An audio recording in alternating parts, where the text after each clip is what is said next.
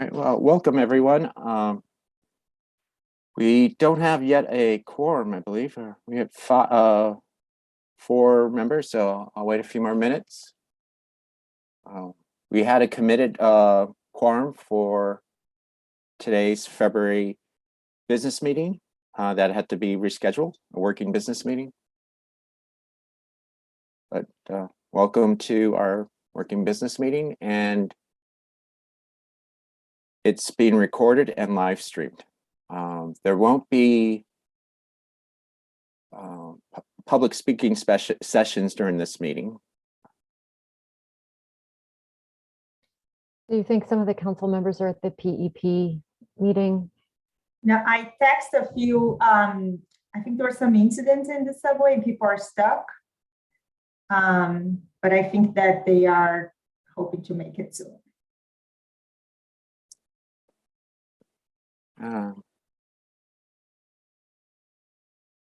Excuse me, Jennifer Greenblatt. I'll make you a co-host as well. One second. How are you?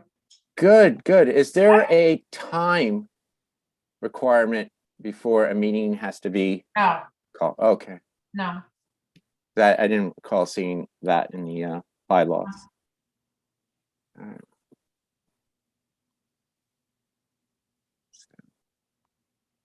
Unfortunately, we have some dead air streaming to YouTube at this moment. I hear that's bad for viewership, so I apologize.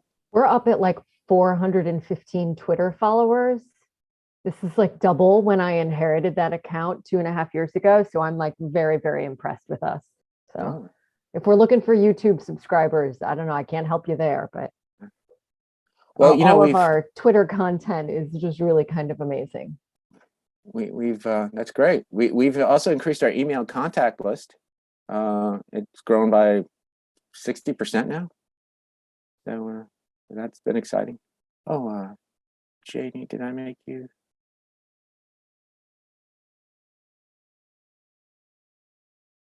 I guess she's a co-host. How many members do we need for quorum? Six. Six. So, Okay. so do we have 3, 4, 5? 5, yeah. Yeah. One more. I feel like Kelly and Reggie kind of qualify, don't they? Thank you for giving us your evening, or at least part of it. Yeah. If you have any interesting stories from D2 that you want to share with us, you know, the viewers at home might be interested.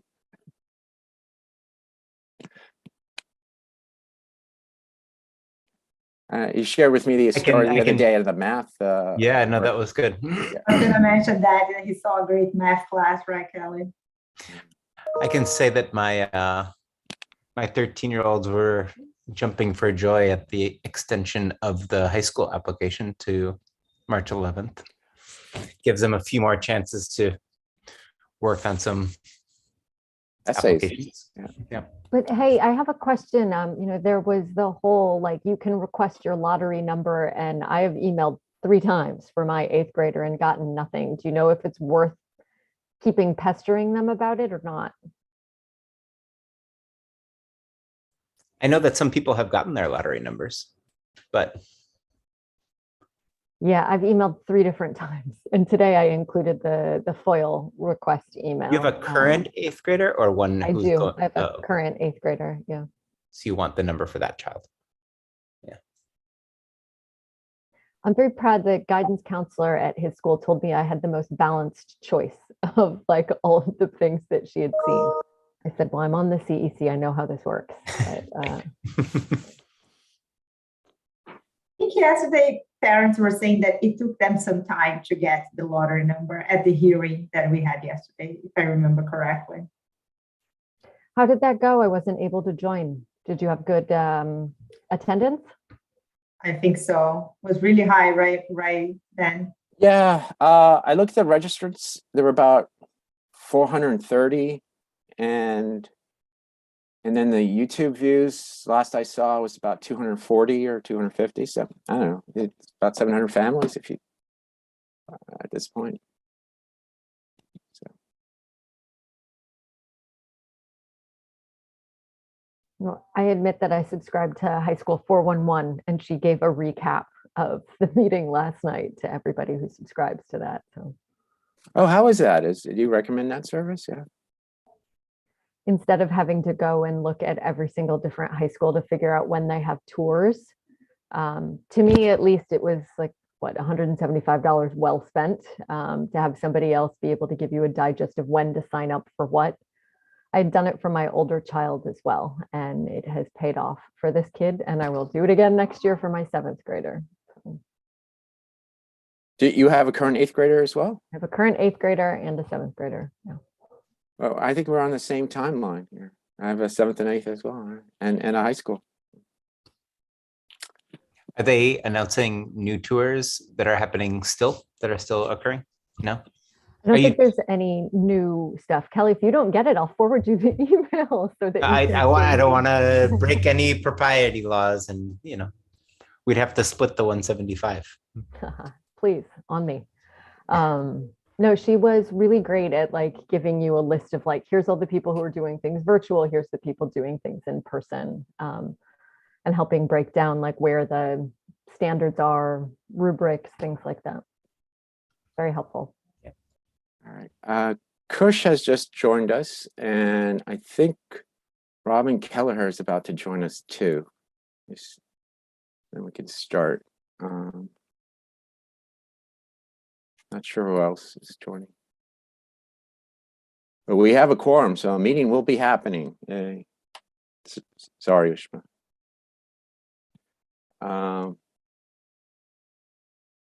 Let's give it one more minute here.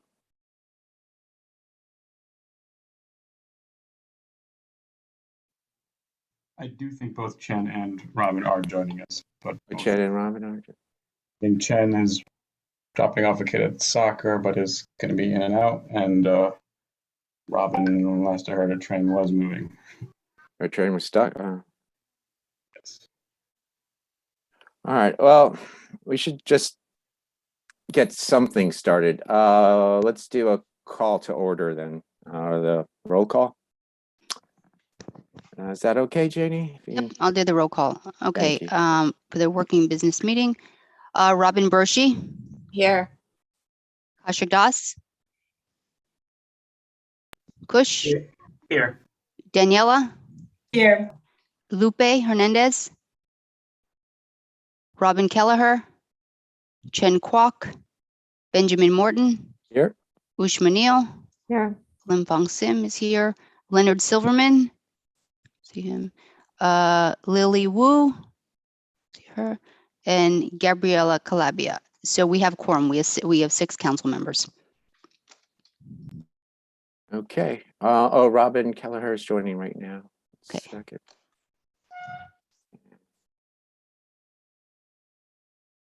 Let me just make her a co-host. Okay, what?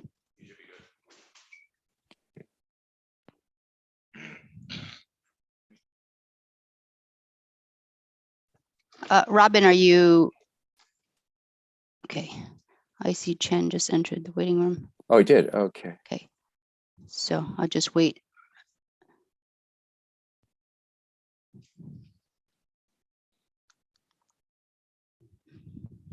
Let me make him a co-host. Robin, can you hear us?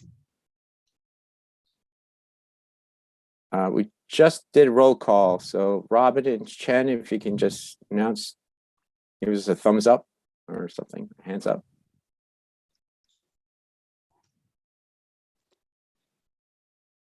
He put in the chat, he's on. Okay, And- all right, and I see Robin. If you can maybe give me a thumbs up, or I can't Yeah, hear you. Yeah, I saw Okay, the thumbs up. Okay, got it. Okay, so we have eight council members. And Okay, Lupe just joined as well. If you Oh, can okay. co-host her. Okay, I will make her a co-host.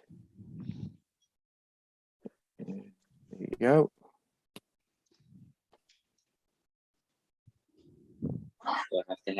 I am present. I don't know why I had trouble logging in, guys. Sorry for my. great. I marked you down. Latency. Thank you. And Lily's you, joining Janie. us as well. Okay, Oh, I see your timer is coming in too. oh, did someone let the timer in? Yes. Or do we take that off? Oh, you can leave it and, we won't, if we need it, then we can use it, but otherwise we'll just leave it there. Okay. So yeah, sorry I couldn't unmute before, but I just wanted to say the trains are all backed up all over the city. There were 3 different incidents. So it's crazy, but I'll be home in about 2 minutes so I can get on my computer. Okay, and then Okay. Lily, are you there? I just made her a co-host, Okay, I think. yeah, I see her. Hi, Lily. Yes. Okay, Yes, Jenny, great. I'm here. Okay, thank you. Thank you. I marked you down. I just want to apologize to Lily that we don't have a Chinese translator for today. We're just unable to get one without 2 full weeks I believe 10 days or 10 business days of notice. So and since we're trying It's okay. It's okay, Ben. all right, thank you. All right, so I just want to remind her, since some people have joined us since my first reminder, welcome to our working business meeting for February 2022. It's a rescheduled meeting. We are being recorded and live streamed on YouTube as well. There are no public speaking sessions during this meeting.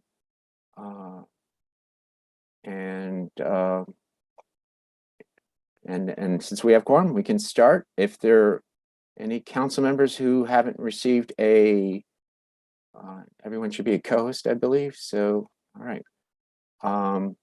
And we have the timer on. So if there becomes an issue, we will institute a timer to try to move this meeting along. All right. Our item 2 on our agenda, since we did the roll call already, is a discussion regarding we had a Zoom investigation of dropped February calendar meeting participants, and I believe Janie, our council member Janie, has done some investigating on that and has some information to share with us. Yes, so I'm going to share my screen. Let's see if I can share the right thing. Hold on. Okay, share.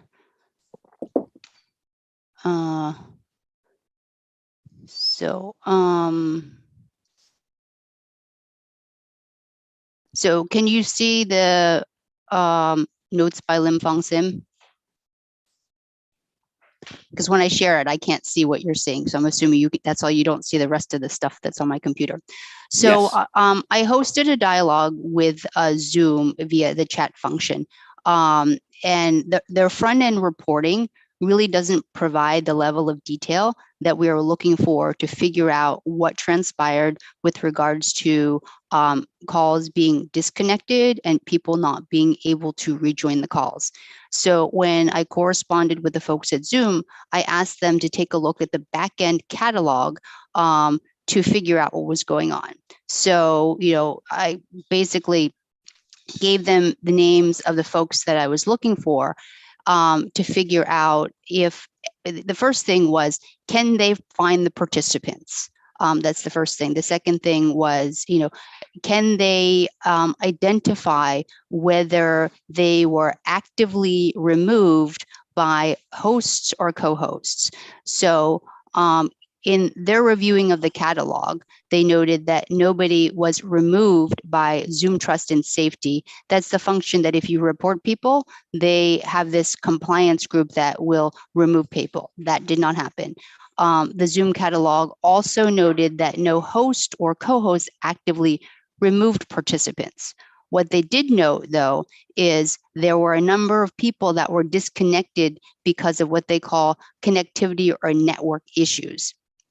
So if you go down, I posted the I took snapshots of the dialogue, so you can kind of get a gist of what we were talking about. Because what I was trying to figure out was, one, if people were dropped, was it active or passive? So it seems like what they're saying is people were dropped. Then the next thing was people were not able to dial back in.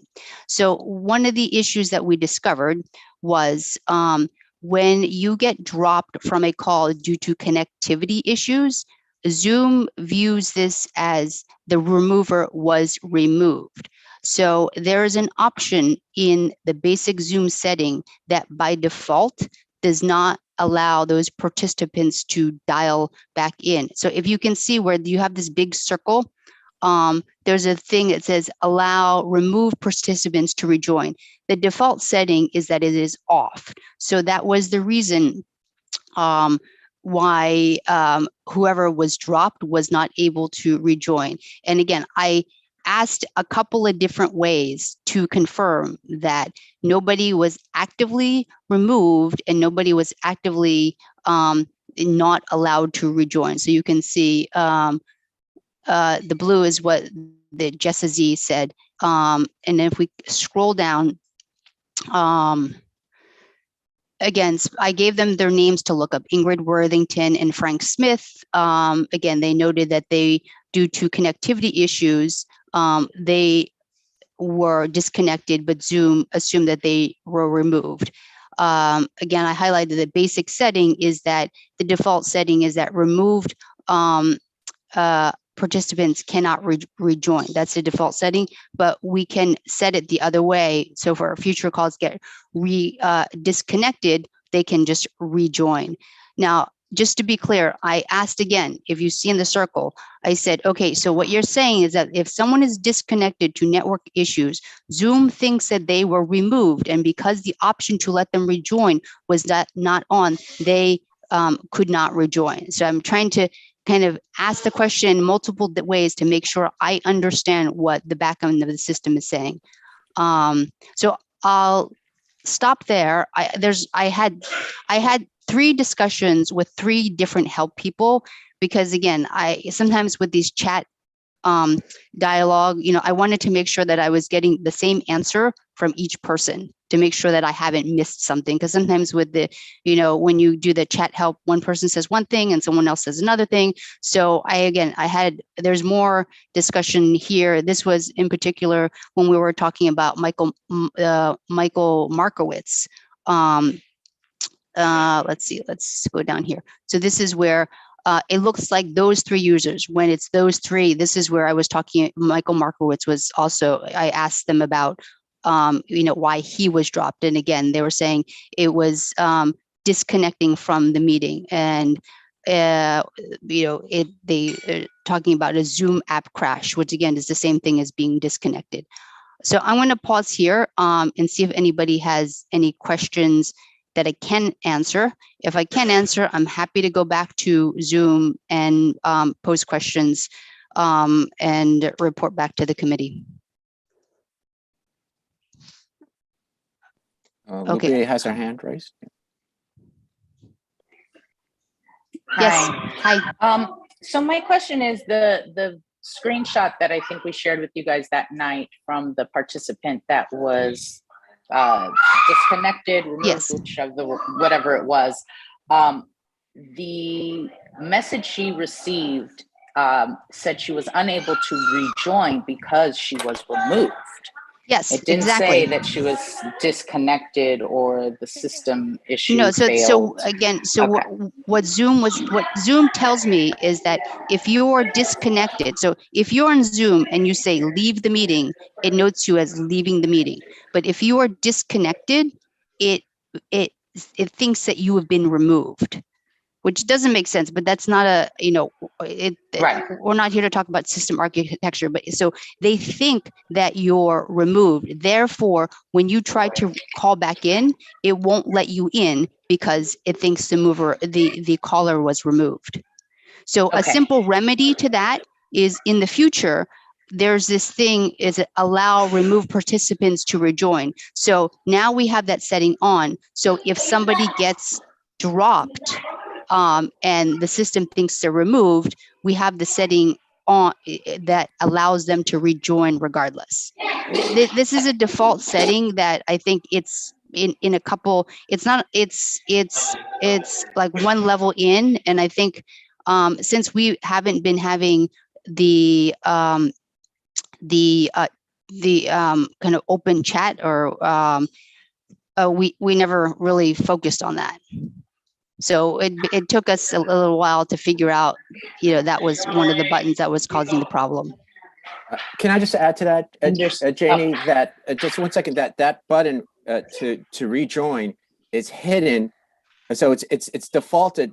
You're not able to join. But to change that setting, you have to click show that setting. It's in an advanced setting and it's not obvious. But now we just learned about it. So Understandable. It seems all plausible and it makes sense.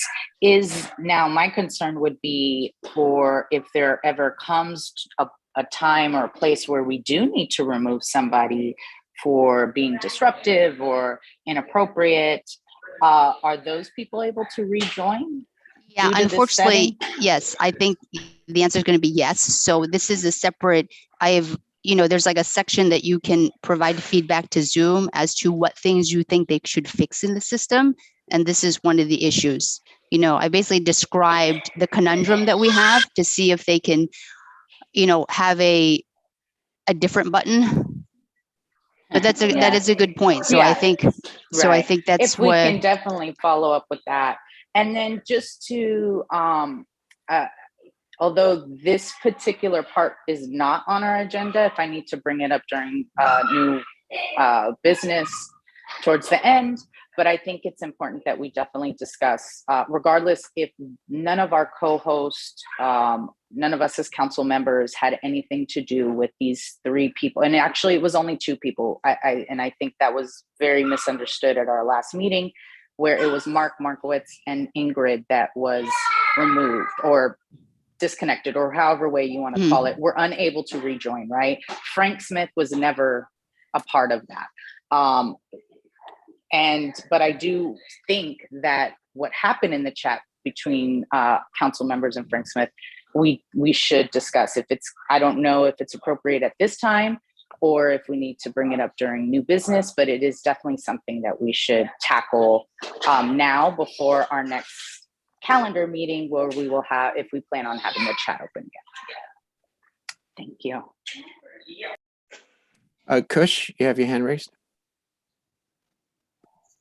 I hope we're just not leaving it at that, because, by the way, I would add that you incorrectly said what the message was. It's in addition to everything that you said, it said the participant was either disconnected or was not allowed to join by the host, which Robin Kelleher was not. And so I still want to ask why the jump to assumption that she had done so, especially in light of the fact that you made a further mistake, that it was 2 people, not 3. And quite frankly, I'm not willing to leave it at this. I think 2 council members owe Robin Kelleher an apology, in addition to possibly some family members as well, but I can't demand that here.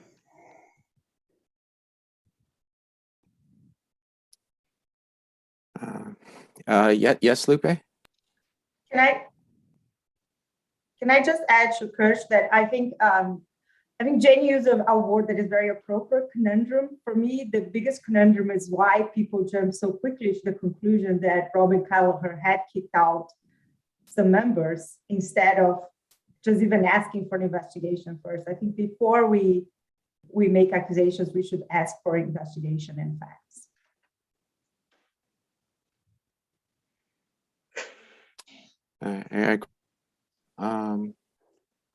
can I stop the screen share, or unless people want to stare at this thing? Yeah, yes, if you can. And thank you, Janie, for doing all this work. I appreciate it. Chen, you haven't had a chance to speak yet? Yes. Yes. Sorry, I'm with my sons. I have to take them to soccer. So Jeff, thank you very much, Janie, for investigating it and spending that time. I know dealing with tech support can be real test of patience and getting in touch with people. The fact that you got multiple sources to give you information is commendable. Thank you so much for doing that. I hope that clarifies what had happened. And I do agree that we should treat, I think we've said this before, that we should give each other some grace and faith that we are doing this in good faith, that we're not thinking that we have ulterior motives or to throw people off and not wanting to listen. And as a council, we passed free speech for families and and listening to them. You know, we may not be perfect execution wise, but we're trying. We have to give good faith to that you know, that we're trying and not jump to conclusions right away. So hopefully we can do that going forward. Thank you. Thank you, Chen. And I do know, I have to note that Ingrid Worthington, who is in the meeting with us at the moment, just to summarize what Councilmember Janey had said, is that the Zoom confirmed that there was that you were dropped due to technical issues, maybe your cable provider or your ISP provider, and that it was not done by any council member, anyone with co-host or hosting permissions. That's one. And two, and you weren't able to rejoin because the system thought you were you were removed by our a co-host or a host, or a host actually. And so but Zoom did look into the logs. So I'm glad that was solved. And I know I received a number of emails from you, and I was just waiting for the investigation that our council member just did and summarized. All right, Janie, I also see Len Silverman has joined. If you can take note of that as well, and I'll make him co-host. Okay, Len. Yeah. Sorry about that. I just got home. No worries. I'm just Fast noting enough you to for. get my suit off, and that's it. Okay, I'm noting you for attendance. Thank you. Lupe, you have your hand raised. Is that from earlier? It was from earlier, but I would like to point out the fact that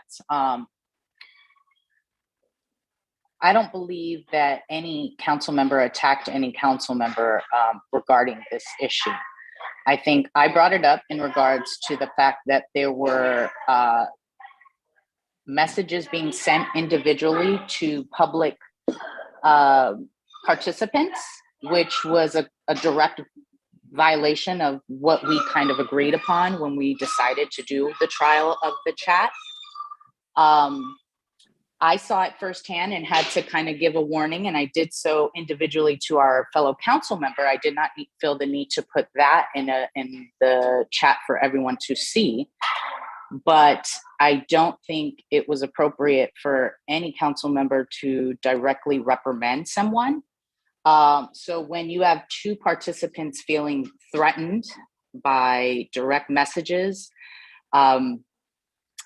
regarding what they are doing in the chat, and I think Chen brought up a great point, something that I think I didn't stress enough, but I did mention it in our calendar meeting, was a majority of the council members sponsored a resolution regarding free speech. It passed.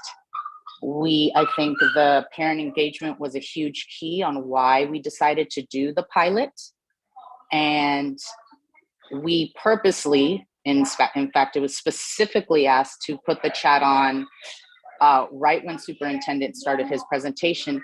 So to decide that all of a sudden one person, without discussing with the council, that no one is allowed to speak anymore, and to directly start to engage with somebody is argumentatively at that, was a direct conflict of interest and a direct violation of what we set forth. Although our laws, we had not really, we did as much as we could in regards to what we thought our standards would be, but the number one standard was that we as council members would not engage with the public individually or even arguing with them.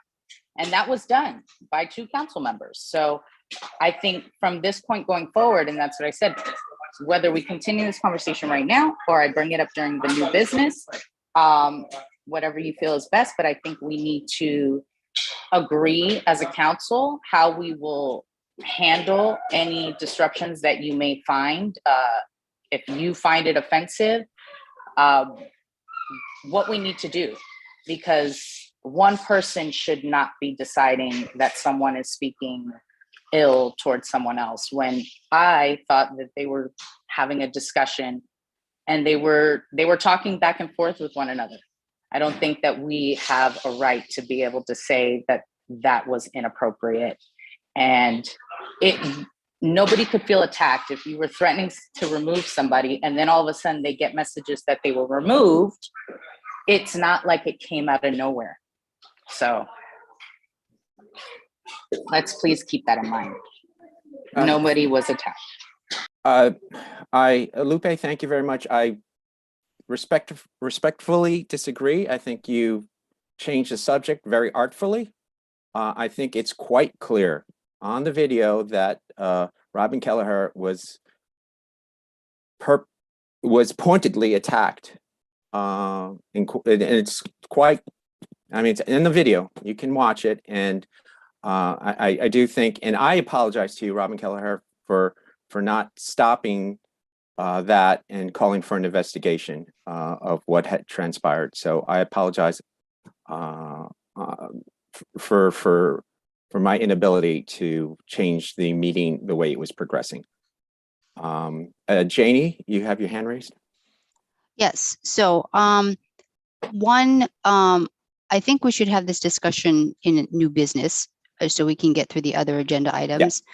Secondly, would it be more efficient for the council members to collectively work on a document that's agreed upon procedures, as opposed to us verbally going through items? And, you know, I think it would be a better use of people's times if we collectively can work on a document with agreed upon procedures and then present it at our next meeting. So that way, you know, our limited audience doesn't need to kind of listen to us negotiate through items. You can make a motion to do that. Can we pause the chat till that time then? There is no chat on right now. No, I think she means for the next time. I would recommend. I would recommend pausing the chat until we have agreed upon procedures. Well, that's two different items. No, okay, yes. So I'm just so. Well, why don't we do this? What can we? Well, we don't need to make a motion because what Lupe brought up is a new business. So let's talk about a new business, and then at that point in time, if we want to make a motion to do other things, we can do that. So we can get through the other parts of the agenda. Okay. Ushma, you have your hand raised? Yeah, I was just going to say that exact same thing. I want to make a motion that we do not have chat until we have very, very clear guardrails here. So if I can't do that now, then I'll bring it up in new business, but you better believe my hand's going to go straight up to say that. Okay. Kush, you have your hand raised? Yeah, I respectfully disagree. I think the fact that there's a chat and the fact that there's an attack are unrelated issues. I think that was just a vehicle and the mechanism for which an attack was made. There clearly was an attack made. In fact, there was an outright accusation that Robin Kelleher did it. And so just for the record, I want to make clear, I didn't call out individual members before, but I'll do it now. So we're clear, Robin Broshi, you don't intend to apologize? And Lupe Hernandez, you also do not intend to apologize, correct? Yet you expect good faith from us. Thank you.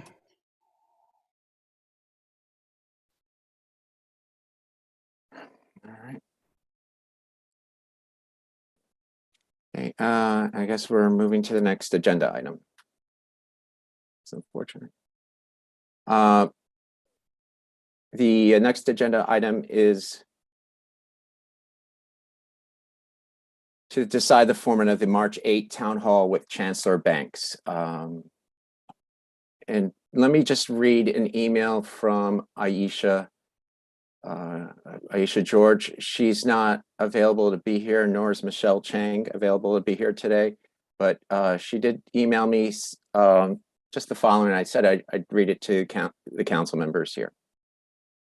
Formats for town halls can vary, but most councils go with one of the following. Either format you choose. Remember that the council has a total of 1 hour.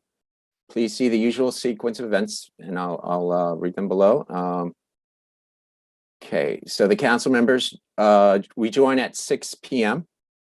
There are pre-announcement and interpreter announcements at 6:15. And then at 6:30, the town hall begins. This is not being run by the council.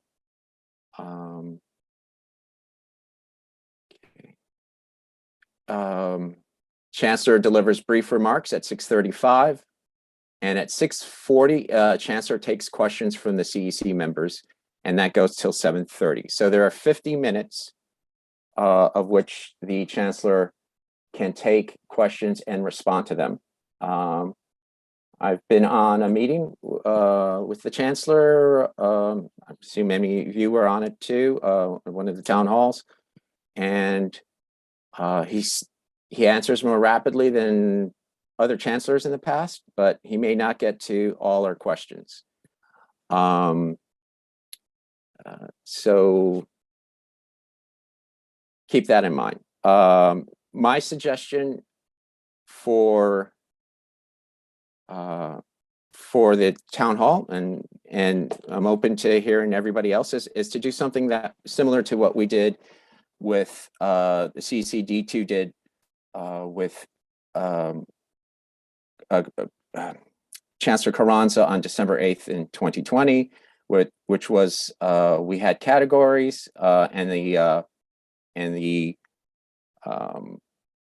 council members. There were only a few, unfortunately, got to speak. I think it was about 5 or so. The council members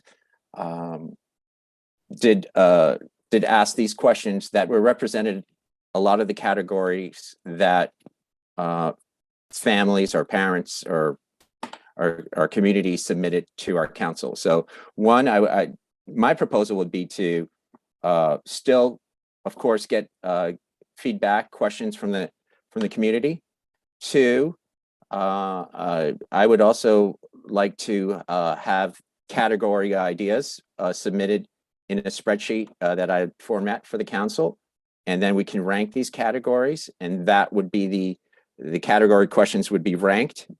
And these ranks as a group, somewhat how we did the capital requests. We would use these ranks to determine the order of the questions that we present to the chancellor. And the third part of this proposal would be then we would have council members submit questions as well. And then as a council, we could rank these questions, and that would be the order they'll be presented in terms of the rank. My job would be, as I spoke with Aisha and Michelle, would be to try to encourage the chancellor to get to all our questions, so every council member would have an opportunity to ask a question from the chancellor. I don't think he'll participate in a lightning round. I'll give it a try, but I look. If anyone else has a different suggestion, this is the time to bring it up. Janie, you had your hand raised first. Yeah, I just want to confirm. So whatever questions get submitted, so if I submit a question and my question was chosen, I get to ask the question, or does the people who run the call ask the question on my behalf? You get to ask the question if we chose that format. Got it. Okay.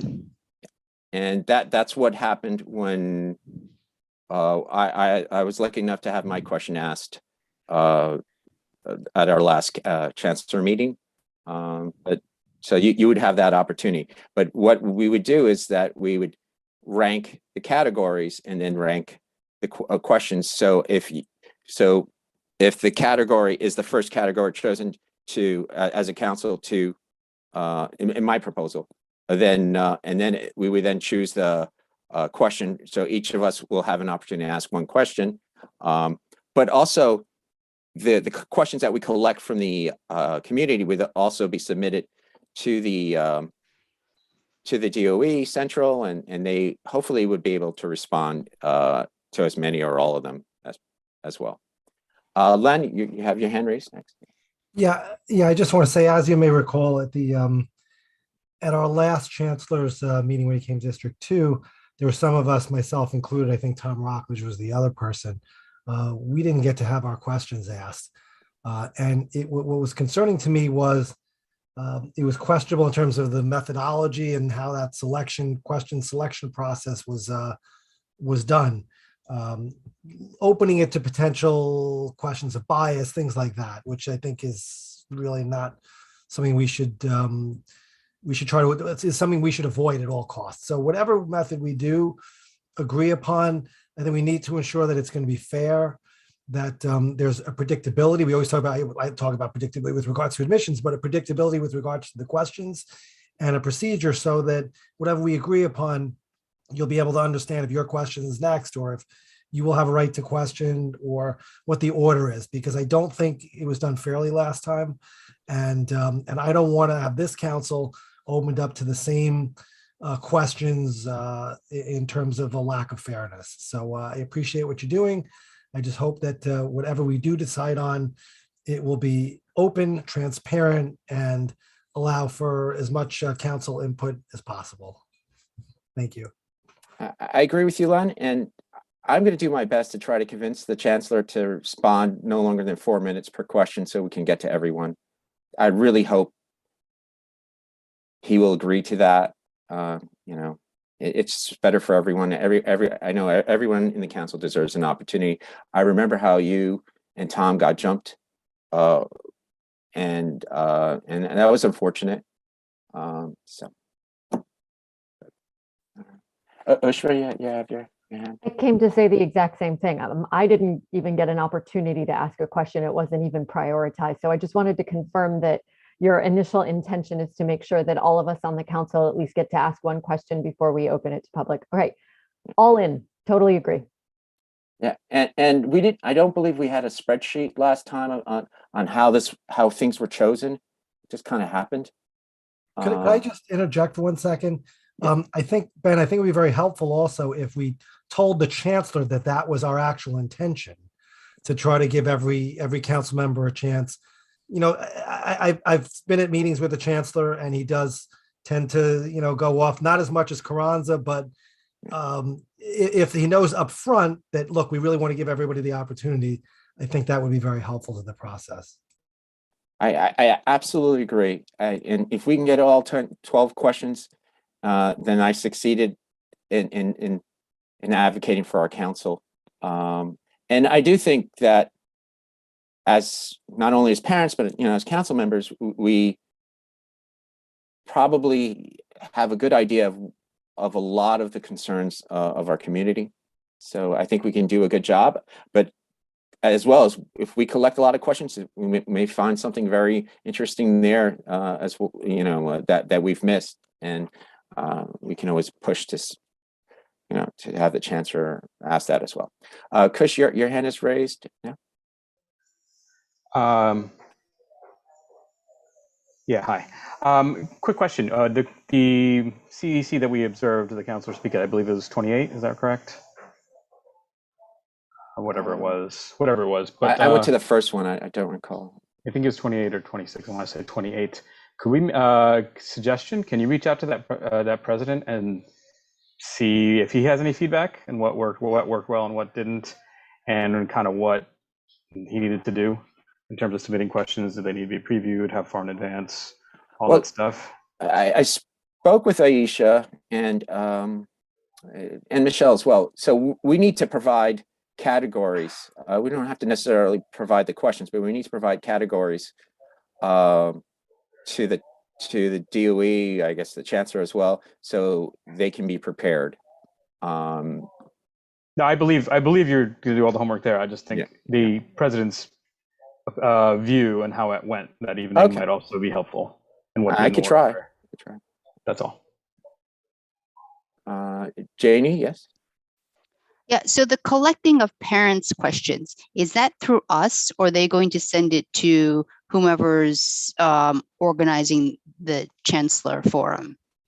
That's through us. So I'll create a form And if you all want to see it, it's just going to be a basic form. And then my intention was to send it out to as an email blast to our community. We have over 3,100.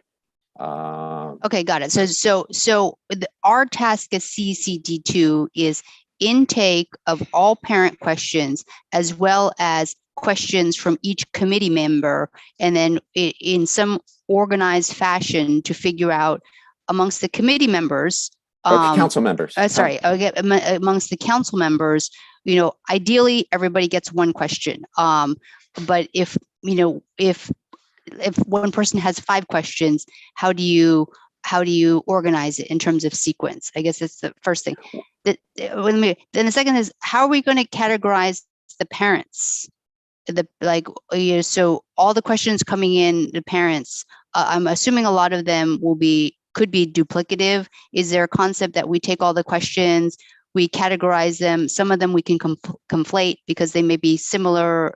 So, because I'm assuming the parents don't get to ask the questions. Right. We would just be submitting those questions. I would love to put them in categories to make it easier for the DOE to respond. Mm-hmm. I'm not sure if District 2, if our superintendent participates in that or not. That I'm not aware of, but I believe the chancellor's office will be responding. So do you know last time around how many questions we got? Because I do think that we as CECD2, if we collect information and categorize and organize it in a thoughtful way, I think, and you deliver that to the chancellor, I think we'll have, you make it easy for them to figure out what questions to answer, as opposed to if you just get a long list, because a lot of, again, if we get 50 questions in one category and 2 questions in another category, it'll give them some idea that this category is really important, so they should have an answer for that, or at least a robust answer, versus this other category, which only has 2 questions, maybe that's a 5-second answer. So again, and I think part of it is, if you're telling me you get 10,000 questions, I don't think that's going to be a lot of work. But if we get a number that seems doable, I certainly would like to help in trying to figure out how to organize it and then present it to the council so people can have input. And if people want to rejigger things, we can do that collectively. Yeah. Maybe we should form a committee on how to distribute or the collected questions, collate them and distribute them to the chancellor's office. I agree with you on that. I do think the categories that we prepare as a council ourselves can be done by our own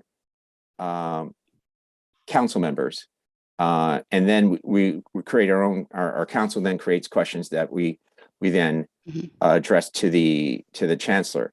I don't think as council members should do 5-part questions, because then it'll be almost impossible for a chancellor to respond in a timely manner. So it should be concise, and in order to have I'm sorry, it's not 5-part questions, but if somebody has 5 questions, so that it's creating priorities, so everybody gets their first question answered. Then the question is, do you then rotate, if there's time, the person who had the second question, their second, like there should be some flow chart as to how questions, the sequence, so it's perfectly clear to the council members, if their question didn't get answered, it's not because it wasn't put forth, it was because Chancellor Banks ran out of time. Yeah. Well, that's why we have to rank it, in my opinion. If we have to rank it as a council, where everyone loves a particular question, rank that first, and because and then that council member who wrote that question should have the opportunity to then go first because they were ranked that way. I don't see any other way to then make a decision in a timely manner that's fair. No, it makes sense. Wrecking. Okay. Do other council members have? Yes, Chen, you have your hand raised. Yeah, first of all, thank you for the suggestions. I was at that meeting with Chancellor Carranza, and it was terrible the way that it was misrepresented by the council members then. There's a dilemma here. We have, one is Chancellor Banks is very on time. He only gives like an hour and he won't give you any more. So that's one. So we have to fit all those. Another dilemma is if we take questions from our community, I do agree with prioritizing and grouping and prioritizing which ones we think, as council members individually, to see which one's the most important ones. I don't want to, have, because there is a majority, view on this council. I do want to allow, obviously, I think, as you said, individual council member to pick from the list that we have. But I think we should have some level of prioritization so that the most common questions or the most urgent questions that we think we can probably vote on it. But then it's also up to the individual council member to ask the questions, especially if it's not a majority view or if it's if it's a minority view, to have that right to ask the questions, which was not given last time because the minority view was not allowed to speak. Thank you. Thank you, Chen. It is unfortunate that we only had a few questions asked at the last meeting, and that is going to be my goal, that when we have this forum, is to convince the chancellor to please respond in a timely manner to all the questions, so everyone has an opportunity. Whether that happens or not is out of my control. Lupe, your hand is raised. Yes, I apologize if I raise any issues. My connection has been horrible, so I've been missing quite a bit of what you guys have been suggesting. But I was going to say exactly what Chen said. I've watched a lot of the town halls that Chancellor Banks has had with several CEC and the CPAC. And what I did notice is that he is very prompt. So I wouldn't even say we have a full hour, because he comes in that hour, and what I've noticed is that questions don't even begin until 20 minutes in. And I think they've only managed to receive about 6 questions. I don't see it realistic that we would get to 12 questions, but and that's just me being honest.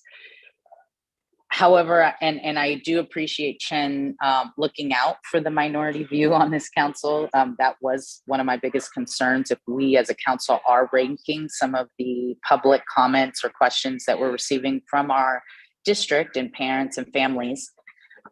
So I would like to be able to hopefully include a wide range of views coming from our district, so that every family is representative in the questions and concerns that we have for Chancellor Banks. And then this was just a suggestion from what I've heard from Chancellor Banks in all these town hall meetings, and he's voiced this several times, where he appreciates the questions. He says he will answer them to his best ability. I've heard him say he's still brand new, only been serving for about a month and a half now, and that he's really been open to more of suggestions on what we as council members, as well as parent advocates and leaders, think we can do to help him, like giving him suggestions of what we feel. So like even bringing up, I'm sure, the many resolutions that our council has passed, and maybe instead of using, because we would, not that time would be wasted by asking a question and having them answer, but maybe us giving some suggestions on how we feel policy could be changed might be more time productive, if you will.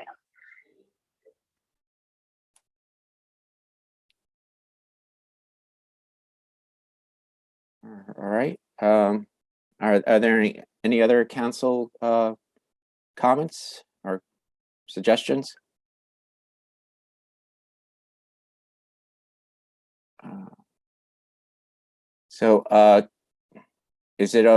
Is anyone have a suggestion for a format besides? Otherwise, I'm going to begin a spreadsheet, one to categorize and rank, to have council members suggest categories, and then after given 2 or 3 days for that, we can rank them, and at the same time collect questions from council members, and hopefully you can tag it to the categories that are in the category spreadsheet, and then we can rank the questions after the categories are ranked. And make sure that it's transparent to all council members, and that we'll use the category rank as the order. Well, the category rank will be the order that the questions are presented, and then we'll choose the questions for each category, and with only one question per council member. So unless someone else has a different one, I'd like to make a motion that we go that we vote on, if that's acceptable. Second. Did you want to discuss the motion, Lupe? Oh, you asked if anyone had any other Oh, okay. I didn't know. suggestions. So before your motion, Okay. I just want to stress, because if we as a council are ranking the categories, I'm very concerned that, let's say, I know I represent a large community in District 2 that is very concerned about cultural, responsive, sustaining education. And I don't think that that's going to be ranked very high within this council. So does that question get pushed all the way to the back and possibly not even addressed? And I think Chen brought this up. So that would be my only concern of ranking, the style that you're deciding to use for ranking. Len, did you have? No, I just wanted, I understand what you're saying, but we're all representing District 2, not just certain communities in District 2. And I'm concerned when people start throwing that kind of language around, that we're the representatives of certain parts of District 2 or certain views of District 2 or the way that certain people look in District 2. I'm just a little concerned with that kind of rhetoric, especially with regards to picking questions. I think we all might have different views on certain issues in District 2, but I don't think you can make an argument that we each represent individual constituencies. And I think that's another example of trying to see us as just a big divergent bunch of people with constantly different opinions, instead of focusing on all the things that we actually do agree upon in this district. So I would just be a little cautious about thinking of things that way. I think that there are certain topics, obviously, that some of us are more interested in others. Some people may think there are certain topics, on equity or however you want to characterize it. But I don't think it's fair for any of us to say that we represent specific, specific communities. It just doesn't sit right with me. I think we're all elected to represent District 2, and whether or not our District 2, the people who elected us, fall within those communities. So I just don't like when we start thinking about ourselves in that divisive way. Just a point I wanted to make. All right, thank you, Len. Kush, you have your hand raised? Yeah. Yeah, I do have concerns in that along those lines. I'm not going to take up too much time along what Len said, particularly on exactly the diversity issue. In particular, I think that method of looking at diversity is very much at odds with how many of the rest of us in the council view it that way. And even if I'm correct, it certainly is at odds with how I view it, particularly in regards to the Asian community, which I think has often been quite maligned by policy and rhetoric by DOE in the past. So that might be a separate topic that we discuss separately, but I would be concerned if that view was expressed at the expense of others, for example, as an example. I know my own personal interests. I may be a broken record with Superintendent Kelly McGuire, but I often ask about learning loss. I often ask about student enrollment. These are my issues that I'm concerned about. And they may not be, with the interest of many other council members. So I have no clue how people are going to rank. I'm trying to make this as transparent as possible. I understand that, the order will be imperfect, but of who gets to speak. So the only thing that I can try to do is to move it along and encourage the chancellor to get to every question. And unfortunately, that may not be the case, but I'm optimistic. So, Robin Kelleher, yes. Thank you, Ben. No, I think that is what your plan is to create a spreadsheet is the best way to do this.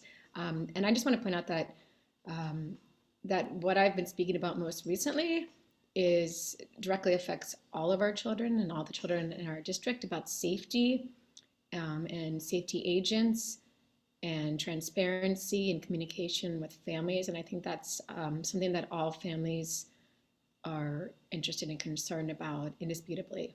I also want to point out that our liaison school, one of my liaison schools is PS33, which is a very diverse community. And I represent a lot of different families there. So I'd like to be given, again, the benefit of the doubt here that I would be asking questions and be voting on questions which would affect all of the families that I voted for me and that I answer to. Thank you, Robin. Len, you have your hand raised again, or?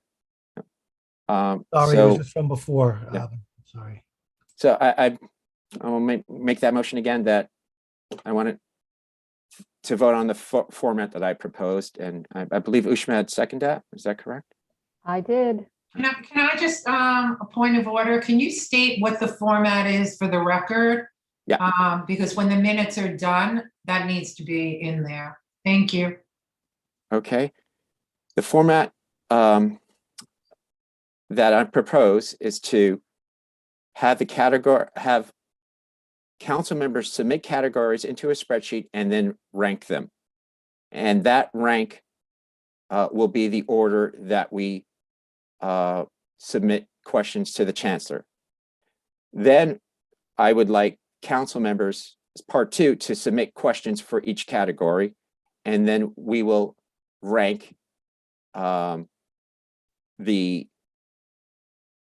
council member for that question. So, but only one question per council member. So if your question is a popular question for another category, you go to the first question chosen with the highest ranked category. That way everyone has an opportunity to ask a question, and the category will be the deciding factor of the order that we speak. And that's my proposal. And the third part being also that I will create a form to collect questions and put them together from our community and to submit it, and hopefully assisted by council members, so it can be in a format that can be presented to the chancellor's office so they can have an opportunity to reply to our community.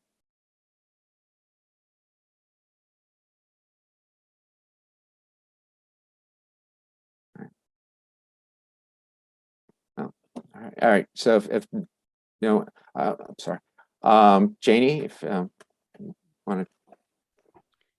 Yeah, no, I'm taking notes as to what you said. All right. I'm sorry I didn't have it concisely. No, it's worded. okay. I just want everybody to agree. Janie, you don't need to do a roll call vote on a motion like this. You can just do a hand raise if it's easier for you and saves time. I think she prefers the Yeah, Okay. because everybody's at a different screen. Okay, so we are voting on the motion to on the methodology that Ben had just described for the questions for the chancellor. It's yay, nay, or abstain. Robin Broshi, Yes. Kaushik Das. Okay, Daniela, Yes. Lupe, Yes. Robin Kelleher, Yes. Chen Kwok, Yes. Benjamin Morden, Yes. Ushma Neal, Yes. Lim Fong Sim, me, yes. Leonard Silverman, Yes. Lily Wu. Yes. Okay, it's unanimous minus the student vote. It passes. For the record, I think you need to record that I said yes. You didn't say anything, but I did have a thumbs Oh, up. yes, yes. Sorry, I couldn't get to the mute button in time. No, I saw you nodding your head. So Kaushik Das is a yes. Okay, great. So their time is a factor, so I will get this out to council members, and I hope I know we will be on break in a few days, but it's, please respond so I can get this back to FACE, because they'll need our response as quickly as possible. There's one other issue I wanted to discuss in this agenda item, is that we have to decide whether to have the calendar meeting on the same day as the chancellor meeting, and also to decide whether to have also the business meeting on the same day, because we obviously can't start the calendar meeting till, if we decide to have it that day, till after the chancellor meeting. And we could also have the business meeting, we could start it before the chancellor meeting, but we have to be, the chancellor meeting for the council members will have to start at 6 p.m. Even though general public will be joining at 6:30. So there's a lot there. Ushma, yes, you have your hand raised. Please, please, please, can we do as much of this as possible on one night? And at the very least, have the calendar meeting immediately follow the town hall. Yeah, that would be my preference, and that probably we need, like, maybe I would suggest maybe a 5-10 minute break in between, so we can start like at 7:45 to give our community a time that they can join us, so we can publicize when the business meeting, when the calendar meeting will start. But I don't know if it's, given how our meeting formats have been in the past, whether it's possible to get to a business meeting on that same day. But I do think the community would probably like to respond publicly to what the chancellor has to say during our calendar meeting. So I think it's advantageous to have a calendar meeting that same day. Yes, Kush? I'm sorry, can you just clarify the timeline? So chancellor said we start at 6? Yes, we have to, this was sent to me about from Aisha George, that council members join the meeting and do tech checks at 6 o'clock, and 6:15 we are supposed to listen to some pre-announcements, and then the town hall begins at 6:30. Okay, fine. And he's been going for an hour, and he leaves promptly after an hour usually. Yes, he delivers his brief remarks at 6:35, and I don't know who speaks between 6:30 and 6:35, but he speaks from 6:35 to 6:40, and then the chancellor responds to questions from 6:40 to 7:30. Minutes. Can we get clarification on who's speaking before him? I Can think we it might ask that just, they not? I think it's just general. Format. It's the DOE learning times and stuff. Yeah, learning time. They're typical, questions. I know they're typical announcements. I don't love the 15-minute break, but I don't see a way around it, I guess. Well, because I get it. the chancellor could go over by a few minutes, so I think that's unlikely, but I guess you have to plan for it. So I get it. Yeah. You're switching platforms anyway, because you're using learning times. You can't use learning times for the calendar meeting, so you're gonna have to put some time in there. Yeah. So I think 7:45 would be fair. You see, maybe people want to have some quick dinner or something in between. Chen, you have your hand raised. Yeah, I don't know if it's the right time for this, but Wishma said, try to keep it in one night for the calendar and business meeting and chancellor's meeting. I really want to impress upon us to be mindful of time, speaking times, and kind of go divergent on different issues, not pertinent, that's not on the agenda. Also, I would suggest that we only have one public speaking period for the next meeting and also potentially for future meetings so that we can get through all the agenda items, so we can maybe discuss it another time, but have a vote on that, the format change. But I think, we can't go into the 1 a.m., even 11 or 10 p.m. time every single time, and that's still not finished meeting. It's not good for us. It's not good for the families to stay on. So that's what I want to say. Set time limits on each topic, that we have to finish. 1 minute discussion, 2 minute discussion, and no double dipping. That's it. Thank you. I don't disagree, but we have our bylaws and that require to have 2 public speaking sessions. And but we can vote as a council whether to do 1 or 2 minutes. So maybe for the second public speaking session, we can do 1 minute. I don't as a suggestion if it's that late. But we'll see how many people would sign up, and then we could try to move it along more quickly that evening. Our council members can make a motion that we have the meeting at 7:45, our calendar meeting on March 8th. Second. And Janie, if you take a vote on that. I vote yes. Oh, sorry, I'm not first. Never mind. Calendar meeting following chancellor meeting. Yay, nay, or abstain. Robin Broshi, Yep. Kaushik Das, Yes. Daniela, Yes. Lupe, Yes. Robin Kelleher, Yes. Chen Kwok, Yes.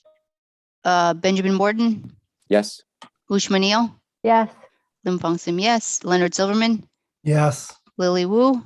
Yes. Okay, unanimous. It passes. Great. I will assume that we're also doing the business meeting that same night, since our monthly meeting, unless someone, or we can make a motion at the meeting, whether it's just too late to have. I don't know. Unless someone has. Yes, Lupe? Is it possible, is 5 p.m. too early to start maybe our working business meeting? That day, just for that particular day? We would have to be done by 6 or 5:55. I'd like to hear what other council members think about that for that first day. The only reason to, not the only, one reason to consider it though is we may lose the ability to do remote meetings after March 16th. Right, that was just the reason why I suggested, just because anything past the 15th, I think, of March is going to be difficult and we don't know. So if a business meeting does get postponed, we'd have to decide on a new date by like that Thursday or Friday in order for announcements to be given out, to have it by, by March 16th or earlier. So do you want to make a motion or, Kush, you have your hand raised? Yeah, I can't do 5 o'clock. That doesn't work, but I guess I'm open to whatever the majority wants. But I agree with Ishma that it would be great to get it all in one night. I don't care how late it goes once my night is shot. Goes that long, I've missed tucking in kids and all that other stuff. So I would prefer to push through. That being said, I doubt all 3 is realistic. Agree Ishma's with clapping. that. No, I agree with that. Like it's never going to happen, but we can try. And I also would be unable to join at 5 p.m.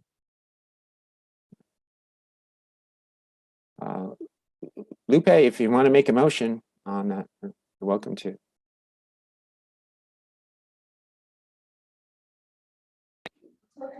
It's okay. The majority of the council can't meet at 5. It was just a suggestion.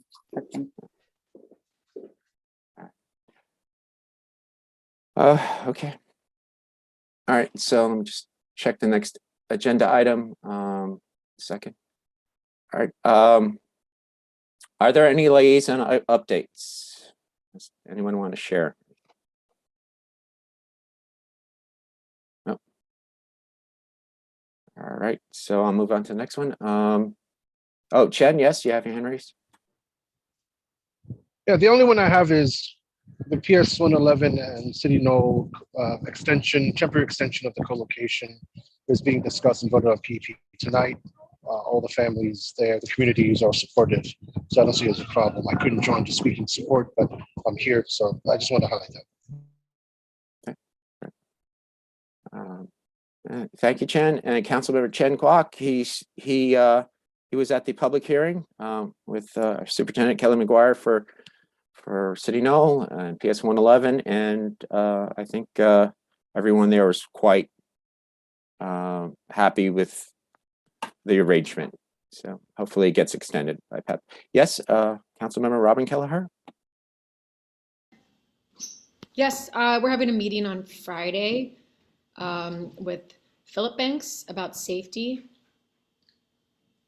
And that'll pertain to Morton and to safety agents at all elementary schools, in particular in District 2. And I've been speaking frequently with PS 33 about just how important it is that they get a second safety agent. We have had some recent scares and lockdowns and some police activity. So that has been escalated as well. Can I ask what the venue is for that meeting, Robin? I'd be interested. You mean the address? Just when are you having that meeting? On Friday. When? On Friday? Yeah, but when on Friday? It's at 11 a.m. So I set it up through Eric Adams in regard to some of the events that have happened recently and our meeting itself. Can I ask, is this a CECD2 meeting or a PS 33 meeting? Just out of curiosity. It's neither.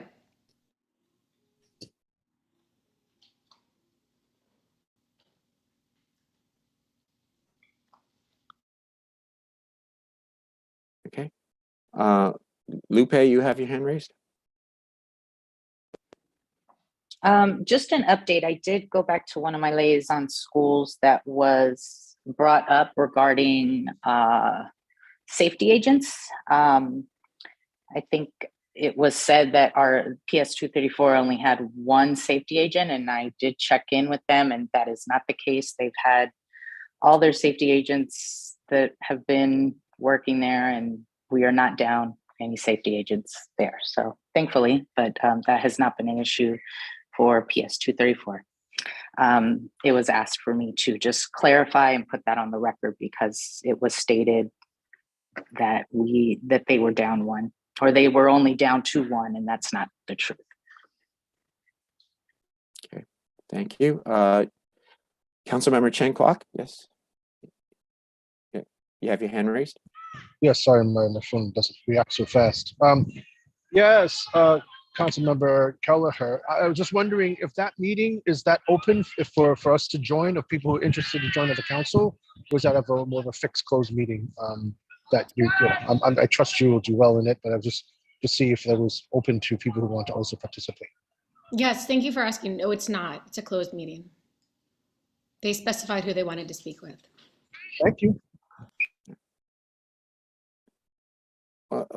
Thank you, Councilmember Robin Kelleher, for setting up that meeting, and if there's anything that you can report to us as a council, that we'll appreciate that. And I don't want to overstep your liaison position, Ushma, but we have a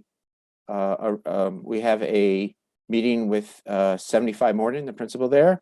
Arranged with Superintendent Kelly McGuire. Now it was postponed, and it's next Tuesday now. I believe Daniela Igorov also will be attending. Is that correct? Superintendent? Yes, I just figured we would talk about it after it happened, but yeah. Yes, I'll be at the 70 Morton visit. All right. Just to be clear, it's after the break, after we return, since Oh, it's after the break. Okay. yeah, the kids won't be there next week. So Yeah, my kids are reminding me about that as well. All right. Are those hands up from before, Lupe and Chen? No, actually, I did have Okay. a question. I have some students from 75 Morton that are working on a letter that they were going to get to Kelly McGuire and the chancellor. Maybe would it be possible that I also send it to you, Robin Kelleher, to bring to your meeting? It's a letter directly from the students from 75 Morton. I'd love to see that too, as their liaison, Lupe. Absolutely. I've already told them that I was going to send it to you, Ishma, first. So absolutely. I'd be happy to take a look.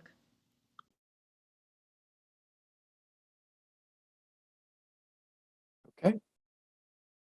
Unless there are any other lays and updates, are there any requests for council correspondence or public notices before March 8th? No. Okay. Resolutions and letters in development. Are there any from council members that they wanted to bring up for discussion before our next meeting? All right, I'll move to the next item. Sorry, I have Yeah, one. please. If until next meeting, we don't have information on how kindergartners will be enrolling at schools for GNT next year, I would like to do a resolution on that. I am one of the parents who I have an older kid at a GNT school, and I have a 4-year-old that I would love to be at the same school as my older son. And like many other parents, we don't know yet how our kids can enroll in the same school that our oldest kids are. So I would like to work on a resolution on that. If by March we still don't have information on enrollment. All right, if council members are interested in participating in that resolution with council member Daniela Igorov, please contact her. Thank you. We had a meeting, this next item, calendar updates. We had, not a meeting, there was a meeting that was canceled by the Manhattan Borough President's Office, the budget team, and maybe Councilmember Ushma Neal or Councilmember Lupe Hernandez might know something about that. It was canceled, but they had sent us an email with some information about their presentation, which they didn't have, but I can forward that in case you have something to add to that. Our borough president appointees, please do so. But I will forward the information there. I don't have much to add other than saying that they attached a deck and it's pretty clear in terms of the timelines for things. And so really it's just kind of self-explanatory. It got rescheduled twice and a lot of people just kept dropping out. So there wasn't going to be enough people to merit having an actual meeting. But you know, the deck probably doesn't really need that much explanation. So if you can circulate that, Ben, great. Yeah. Though council members, I was just gonna. Okay. Go ahead. I was just, Ushma did say it is pretty self-explanatory, but one thing we could do as councils, if I thought it was sent with everyone already, but if it hasn't, Ushma, Ben, myself, we could share it with everyone. And then if you could share it with your liaison schools, because there's information regarding the timelines for other budget issues. Also, not just Reso-A, but also the participatory budget. So. And since this is about capital expenditures, please, council members, update spreadsheets, speak to your liaison schools. I will be submitting council member requests to for the November budget update, our request update. The second item was Committee Board 6 asked me, and unless someone has an issue with it, I would like to do an email blast. It's for they are planning a meeting on February 22nd at 6:30 p.m. The DOE is doing a presentation. The DOE Food Services Department is doing a presentation on food policy and nutritional meal content. And so they'd asked the council if with an email to me, and it was a former council member, John Keller, if we could announce this meeting to our community to participate. Okay, we got one hand up. All right. Thank you. Unless there are any questions. Yes, Kush? I'm sorry, can you just repeat the way you said? All I heard was John Keller had some connection problems. Yeah. Yeah, no, John Keller, he's on Community Board 6. He's a former CECD2 council member. He asked if we could send to our council contacts that there's going to be a meeting on February 22nd at 6:30 p.m. to discuss food services by the DOE. And they're discussing food policy and nutritional meal content. That's been in news recently because Erica Adams is advocating for vegan meals. So I think there's interest in this meeting for our community.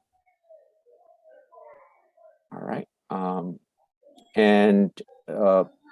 Agenda item 8, new business. Does anyone have some new business that they want to bring up? I believe there was chat earlier discussion. Yes, Ushma, I see your hand raised. And Lupe and then Shen. Yeah, I'd like to make a resolution that we suspend chat until there's very clear guidelines about how we are going to adjudicate it. You mean a motion? I second if that was a motion. I believe those were the words that I meant to use. I thought, yes, understandable. I second. All right. Does anyone want to discuss this motion? Yeah, I do. Yeah. I mean, I'm willing to put together more rules and abide by them, but I disagree strongly with just shutting it off because of because of hiccups that we had, which I think weren't actually that bad. It's just how we dealt with them were bad. And it looks pretty, I don't know, kind of lame as a council if we backtrack so quickly.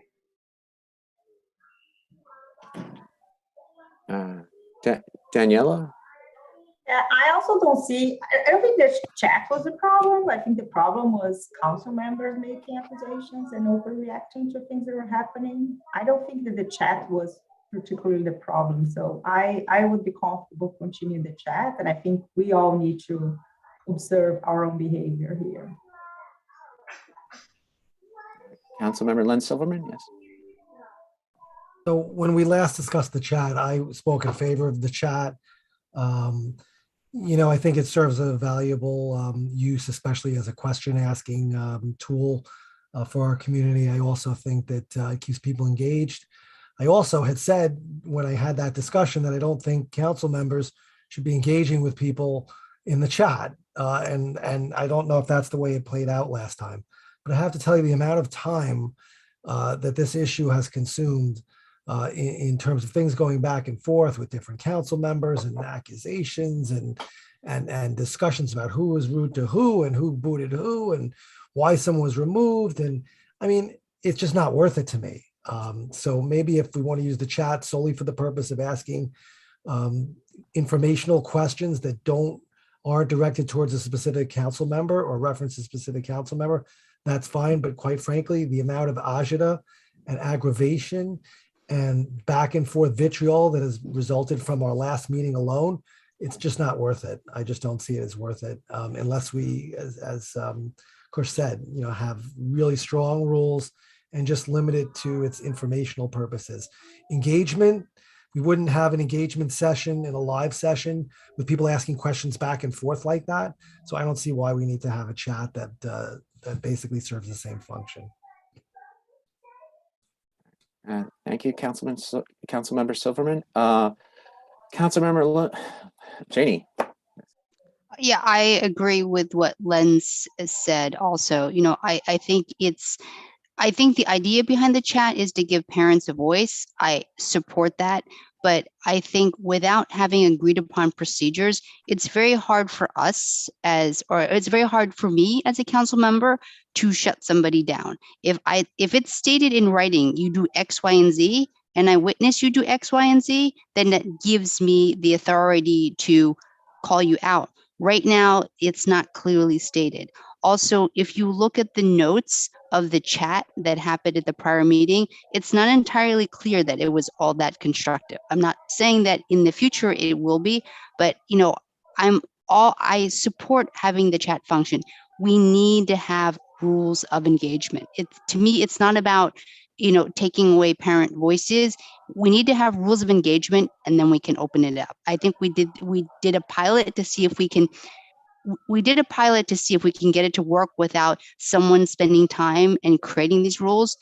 I don't think that works. I think we need to have a robust plan of how this is going to work. We need to make it public. We need to send it out. We need to post it on our website, and in advance of the meetings, we need to, you know, put it on the screen and say, this is how we're going to run this, because that way you can actually have one person being a monitor, because it's all laid out there what's going to trigger the various responses.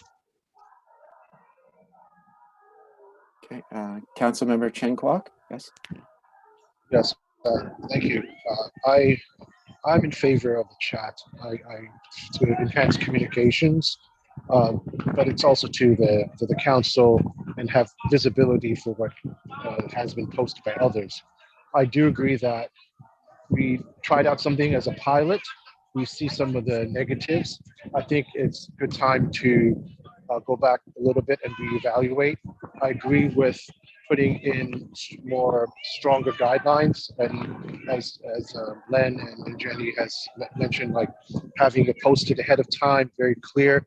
I think it's not fair it'd be fairer for everyone, because the person who's moderating doesn't get a, you know, is also has the basis that it's very clear, instead of being, you know, there's a lot of criticism or really like, I think it's unfair, but it's also that we haven't said it properly that we got into this situation. I think it's well intended. We did say it was a pilot, so I think we give ourselves room to make adjustments, and I think we found something. We tried it. We found things that we should adjust and make improvements on, and these are the steps that I really agree with. That's as proposed by Len and Jenny. And Janie, sorry. Council Member Robin Kelleher, you have your hand raised. Yes. 1 second. Give me some quiet for a minute. I just want to read a couple comments, because parents often text me during the meeting, and I find it difficult to stay engaged in the meeting. Whereas if they have the chat option, I feel that they feel heard and they can make their comments public to everyone, not just to me. And I feel like that feels more equitable. One parent saying we need parent engagement and chat with rules. When you apply rules again and again, people will learn. Another parent who's watching just sent me a message saying, you're punishing the public because you're taking your time coming up with the rules. You all have something called common sense. I bring this up because I personally thought that the last meeting, the chat was abused. And I think that was possibly purposeful in an effort to show that it wouldn't work, since not everyone supported it. But I do believe that the public should have the ability to speak with us and stay engaged and share their thoughts. And that's the point of these meetings. So I would not support, which is my motion to stop the chat, but I would support a new motion to create specific rules and rules for how we deal with the chat to be used for the next meeting. So that will be the motion I put forward if Bush's motion does not pass. All right. Well, we would have to vote on first motion first before you can bring that up.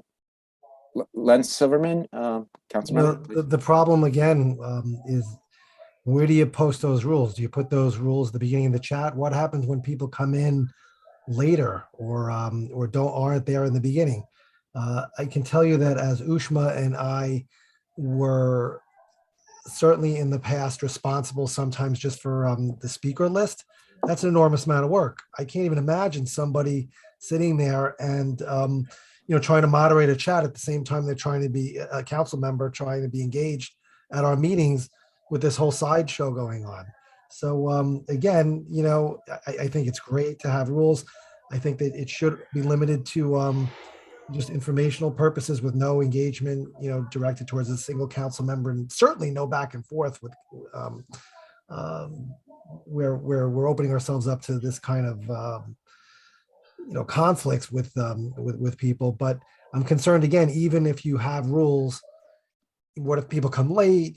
How are you going to really enforce those rules? And are you going to keep on pressing the button saying these are the chat rules? It's very distracting. I'm certainly in favor of it for informational purposes, but beyond that, I don't think, I just think it's too distracting, takes time. I do believe it keeps people engaged, and that's why I say for a limited purpose, but that's my 2 cents. Councilmember Lupe Hernandez. I want to clarify Ushma's motion, and maybe Ushma can correct me if I'm wrong, but I believe her motion was exactly what Robin Kelleher suggested. We are not asking to shut down the chat entirely. I think Ushma and I both stress the need for guardrails to be set into place prior so that we have something already typed up that we can easily copy and paste into the chat throughout the meeting as people are entering. I think Robin Kelleher even put in the chat, we can post it on CECD2's website. That being said, I personally was not in favor of the chat because I find it is a bit distracting. I don't think the leveling engagement is that positive or necessary. However, I will see, being the person, one of the 3 people that was moderating the chat last meeting, I did not find anything being discussed or said in the chat a problem. I think the problem that we had it was our own council members engaging with the public, whether it be personally on a side DM, which that was a rule that was clearly indicated the month prior when we first voted to implement the chat on a pilot basis. So I want to stress that these guardrails are not just for the public, but I think it's really important that we as council members are also on the same page, where we are not individually deciding what we deem appropriate or what we deem offensive. If we are, we have a resolution that, again, I will bring up, although I may not have been in favor of it due to the fact of why I feel that they drafted that resolution. But I will say that you can allow parents to engage, but I don't think that we should be in a space, even as moderators, to report people via Zoom, because that was said, regardless of what accusations were thrown, council member admittedly said she reported public members to Zoom as being harassed. And that I did not see in our chat. Now, if she engaged with that person individually, again, against a violation that we had already set forth, that is what troubles me. But I think if we do proceed to have a chat, we need to have specifications of what is warranted and what we as a council are going to do. We need to be on the same page. It should not be one person deciding. I think it's something that, whether it's the 3 of us or we come up with something, but I don't think that one person should be deciding who's being reported and who's harassing who, especially if other council members don't feel the same way. Councilmember Ushmanio. Sure. To be clear, what I was intending is that exactly what others had said.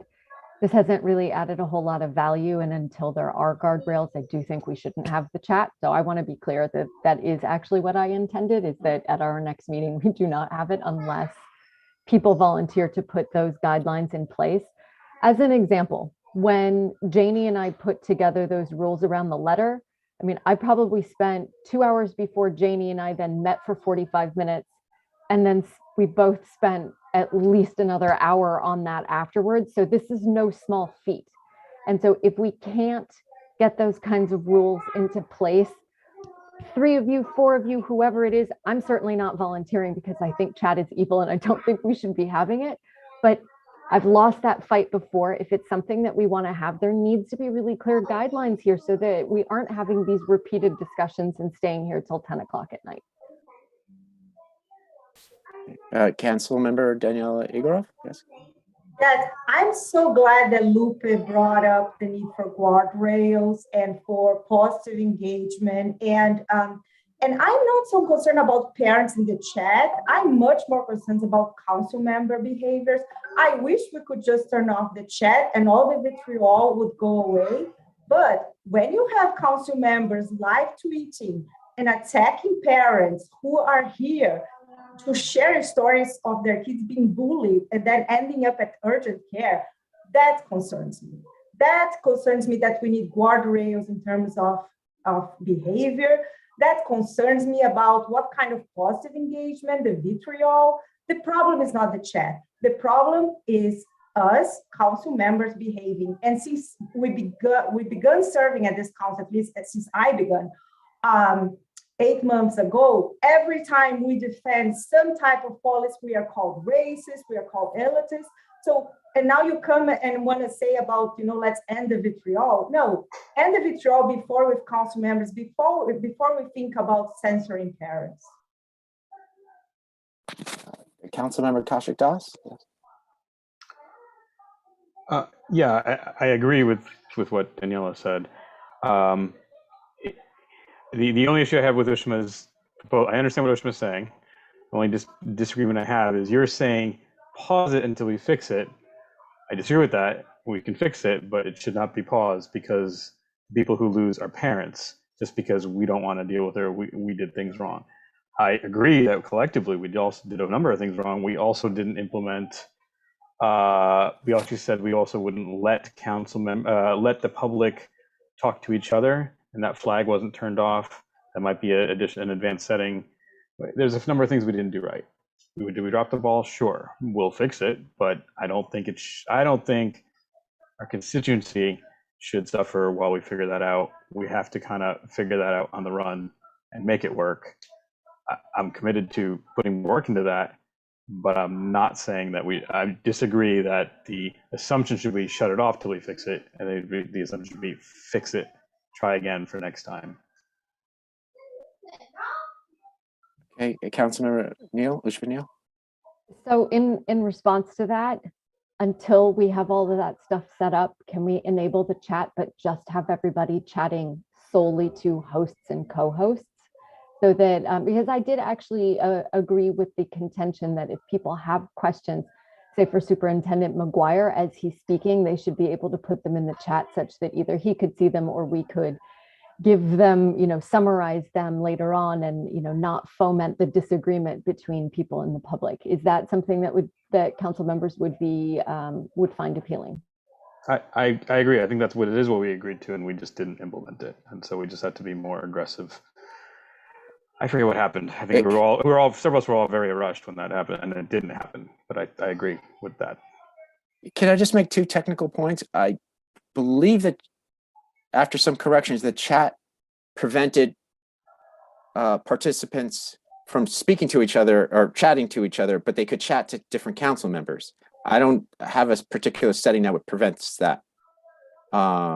That I'm aware of. You can set it such that people can chat to all of the hosts and co-hosts, but not to everyone in the meeting.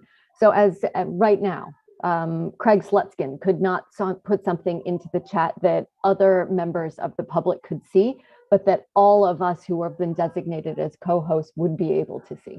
Right. No, that's mistaken, Ushma. Okay. You can set it so that people can DM co-hosts one at a time, but there's no way in Zoom to set it so that people can type into the chat and all of the co-hosts only see it without the rest of the people seeing it. I think you can set that feature maybe in the webinar version, but I don't believe I'm like 99% positive that you can't do that in the general version of Zoom. I also had chat turned off. I think it was pointed out, and I had chat turned off later during Superintendent Kelly McGuire's report. And I apologize that there was some chat for a part of it. Councilmember Chen Kwok, you have your hand raised? Yeah, thanks. Yeah, at the risk of belaboring it, I think I just want to close out the idea about off or on until we resolve, have the policy set.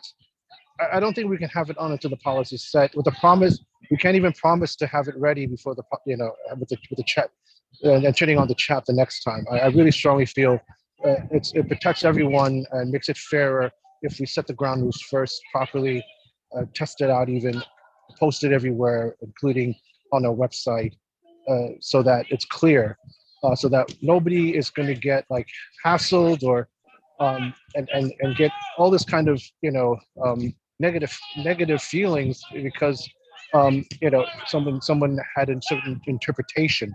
As if we have it in writing, everybody agrees with it, and if someone who's chosen to moderate, whose turn is to moderate, does something according to what we've agreed to, then there should be no problems with that, right? So I think it protects everyone. I also want to bring another point, which is I think what Councilmember Daniela Egroff brought up, which is I think the conduct of our council members, I think, should be looked at as well, where we passed a resolution that we protect parents' free speech and that we don't make negative comments, disparaging them, criticizing them. We take it on, right? We're elected or appointed. We're public officials. So I was very disheartened to find that Councilmember Robin Broshi had took what a parent of a student who was bullied, who was attacked at school, and who left the school because of that, was quoting, without naming, of course, the parent, but it's very obvious to anybody who was at the meeting, on Twitter. That is really beyond the pale. I think that we should really all call out to say this is not appropriate behavior for council member.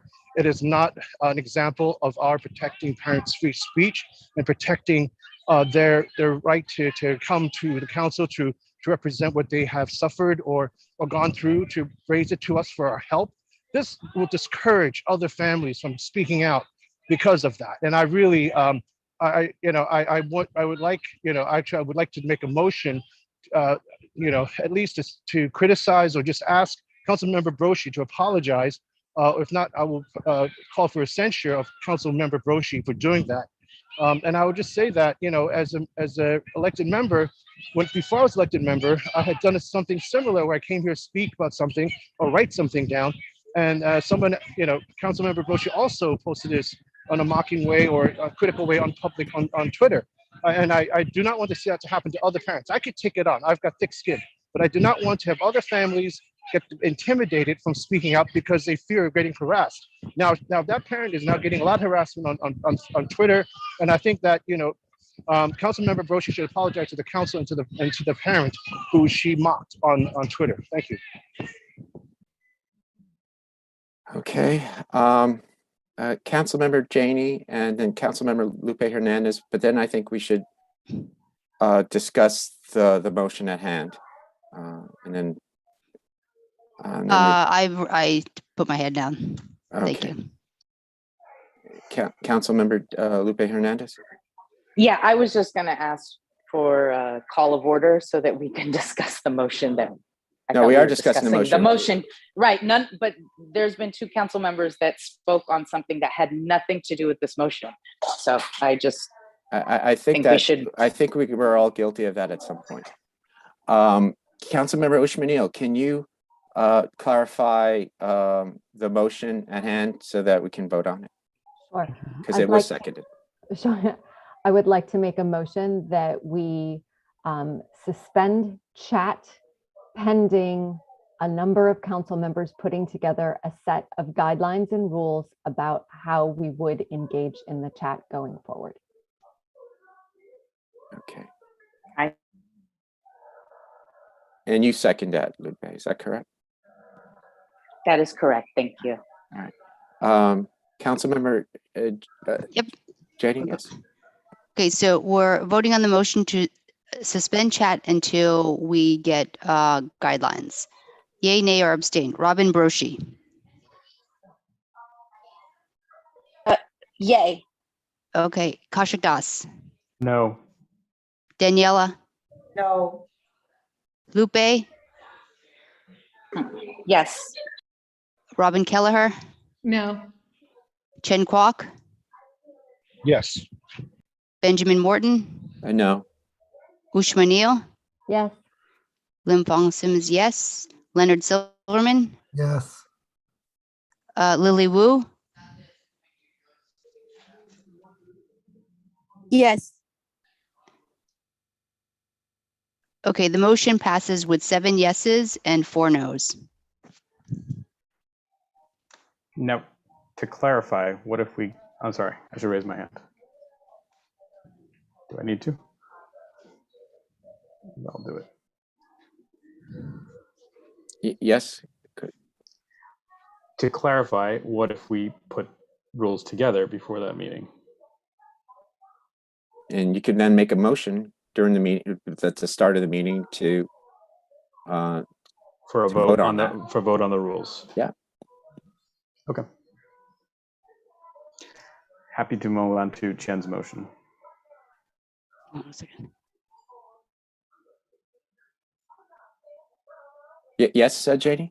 Yeah, so just on what Kush suggested, would it be possible for him to circulate in advance of the meeting, what what the rules or guidelines are? So going into it, we'll know that it'll be all yeses, or council members can give Kush feedback saying, oh, I like this, or could you add this, or whatever. So that way we're solving for the answer of yes. So when we get to the public meeting, it will be unanimous, as opposed to in the open meeting, if it doesn't get passed, we have to keep going round and round. It could also be a public document, by the way, as well. Before we get to you, Robin Kelleher, parliamentarian, Len Silverman. Yeah. do you- Is this a resolution? Because if it's a resolution, it's got to follow the rules of resolutions. So you need to have, it needs to be presented timely, and and then, are we having a resolution without public comment? I'm just trying to figure out what exactly we're talking about here. It's not a resolution as I would understand it. Okay. No, I just want to make sure that this isn't this. So this. I mean, we voted on it. I hear your issue, but we voted on basically some guidelines last time, and that wasn't through a resolution. So I think we're proposing just a agenda change, or maybe it's even on the agenda, just to discuss that at the beginning. Is Okay. Is it allowed to be? Is it allowed to be on the beginning? Yeah, I think if you make I'll endeavor to do that. I don't want to belabor this issue, but if you submit that, sure. I'll endeavor to do that. I actually just looked for the document that we had last time. I couldn't find it immediately, but I will look again afterwards. Okay, Robin Kelleher, the council member. I'll pass.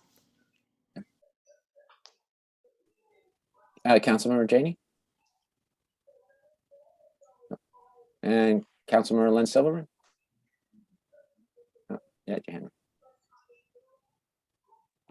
All right, so you're not, Councilmember Robin Kelleher, you're not going to make another motion on this topic? Then? I had planned to make a motion to rediscuss the chat. I can. All right, it's up to you. All right, I'll make a motion to reinstitute the chat, as long as we have guidelines that are predetermined and shared before the meeting with all of the council. And with the public, we can post them on our District 2 website. And I would also suggest that we post them at the beginning of the meeting. And with those in consideration, I propose we reinstitute the chat since we haven't had a chance to hear from the public and the public were very in favor of the chat. So I'm making a motion. Does anyone second? I'll second. Okay. You can't do it outside of a meeting, though. You would have to do it, as Kush said before, at the beginning of the meeting. You can't put a document together and agree to it prior to a meeting. No, I understand that. And yes, to answer Oshma's question, I'm volunteering, I guess. And And if I can't do it, I Chair- will pass it on to someone who can. Yeah, yes, Chair, may I be Councilmember Lupe recognized? Henders. Yes. Yes, I'm just confused because her motion sounds pretty much identical to what we just voted on. Can you clarify what the difference is between what we just motioned? Sure. So remember how when Ushma made her motion, how you incorrectly thought it was the same as mine? So now I'm correcting that. So my motion was to discuss it now, to have the chat brought back, assuming that we do all of the stated requests, which was to formulate the But ground that's rules. what her motion was. That is exactly what her motion was, that we get all this the guardrails set up and then we bring it back.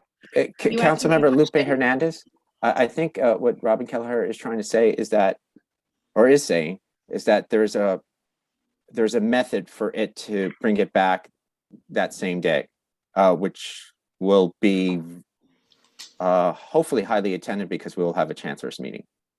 I'd also like to add on, Ben. I ask you, Lupe, if you ask me a question directly, would it be possible to let me finish before you jump in?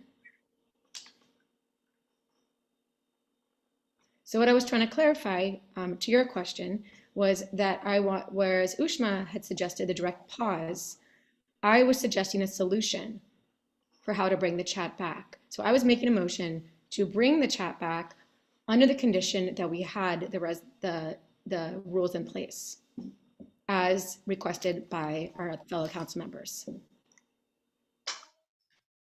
Yeah, that's why I'm confused, because that's exactly what Ushma and I were suggesting.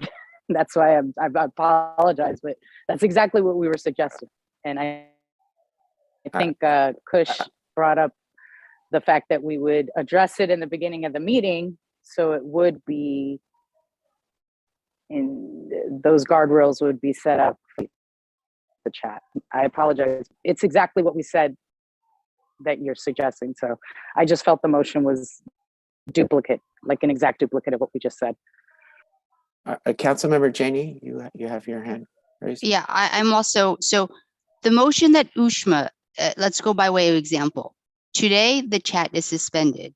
If guidelines are sent out before the next meeting, and when the next meeting begins, someone makes a motion to approve the guidelines, then chat will be on for that meeting. So that's what Ushma's motion is doing. So No. I'm asking that if we agree on my motion, that if everything is done that you requested, that we enable the chat at the beginning of the meeting. He's asking for not a vote at the beginning of the meeting. The vote is now. The vote is now if the guidelines are met. requests. Yeah, but we don't know, but the issue is that what are the guidelines? That's what I think, the vision that I'm seeing is that someone comes up with whatever set of rules and it gets circulated and we all agree on that. So are you Yes. asking us for us to vote right now? So I am asking you to vote based on what we discussed tonight, that the guidelines should be, because I thought we had some great ideas as to how and when the chat should be used. Okay, I- so I think so just to make sure I understand. So the difference between the two is one is asking for clear documentation and the other is asking for a verbal sign off based upon what we are discussing on this call. Is that a fair characterization of Okay, And thank you. still, and still a write-up, I believe. The write-up will be what we deliver before the meeting and at the meeting and during the meeting. I just have to raise a point here that we have to see the document first, and then we have to vote on it. So I think the motion should be that we agree as a council to vote on it at the start of the meeting. Okay. If it's approved, then we agree that the chat is open at that meeting, Yes. as soon as it's approved or if it's approved. Councilmember Janey, then Yeah. Councilmember Chen Kwok. Yeah, so again, how is that different than what we just voted on? The reason why I gave the example is that right now the chat is off. If guidelines are delivered before the next meeting starts, once the next meeting opens, somebody immediately makes a motion to say, motion that we open the chat subject to the guidelines. Guidelines get posted, council members vote. We all agree because we've all seen these before. Then the chat is open at the beginning section, other than where we're talking about the motion. Okay, that's fine. You know what? Just to simplify things and move on. Let's just leave this. We'll get everything written up, and then we can vote. And if anyone disagrees with what is put forward, even though we'll be using what we already discussed, then you can vote against it. I just thought we'd done enough due diligence and back and forth that we would have a good idea, but that's fine. I think you have to withdraw your motion. And if you can I withdraw my motion. Okay, thank you. If you can present to me 24 hours before the meeting, I will make it a public document. So it might be easier for other council members. Unless you have a follow-up, Councilmember Janey, then Councilmember Chen and Councilmember Lupe, you have your hands raised. Yeah. So are we done with the previous motion? I think so. It's been rescinded. Okay, thank you. Withdrawn. I guess withdrawn. Okay, thank you. So I don't know the procedure for this, short of calling for an executive session. I'll make it a cordial request. I request Councilmember Robert Broshi apologize to the parent who spoke in public today for going on social media out of the way to post mocking, disparaging quotes on what she said at the meeting, thereby intimidating other families from speaking again publicly on issues that are important to them. Will you apologize to that mother and the family? Councilmember Broshi. Councilmember Broshi, do you want to respond? Nope, I don't want to respond. Councilmember Lupe Hernandez, you have your hand raised. I haven't finished. I'm sorry. Right. I call for an executive session to discuss matters of discipline in a private session with the council. You mean an executive session? That's correct. Made a motion to call for the executive session. Is that the right procedure? If it is, then I second. All right. So there's a motion, a seconded motion for an executive session. Does anyone want to discuss this motion? Sorry, I'm out of turn. Can I be recognized? Yes. Councilmember Ishmael. Perhaps before we do that, or sorry, Chen, would you mind muting really quick? Thank you. Are there procedures, perhaps Jennifer can clarify what this means? Do we have a code of conduct that we should be consulting? What is it that we would be discussing? What are the procedures and or rules around this? Is this part of what we do? I don't recall this from our bylaws.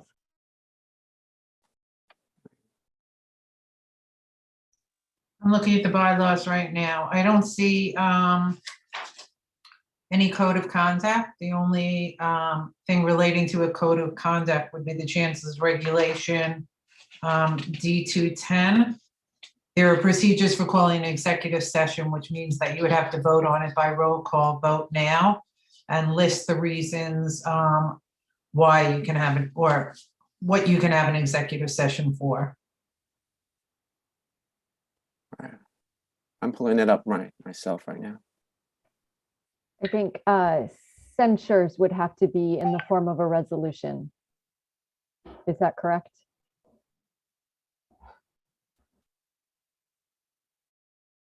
That I don't know. Neither do I.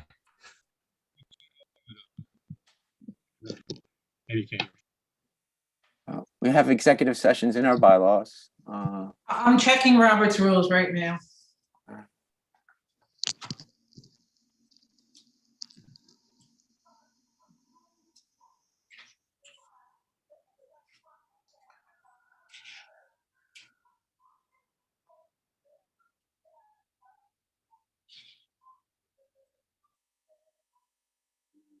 I have a piece of it if I can be recognized. Oh, okay. Councilmember Kushik Das. My apologies. I cut this before, but perhaps Chen misspoke. Did he use the word censure or discipline? Censure. The motion might need to be revised, but a executive session be called for matters of individual privacy, which don't apply, medical, financial, credit, particular history of a particular person or corporation, it doesn't apply, but this applies: promotion, demotion, discipline, suspension, dismissal, or removal of a particular person. So I'm guessing he means, I don't want to speak for him, but I'm guessing he means discipline. Yes, it would incorporate that section. Thank you.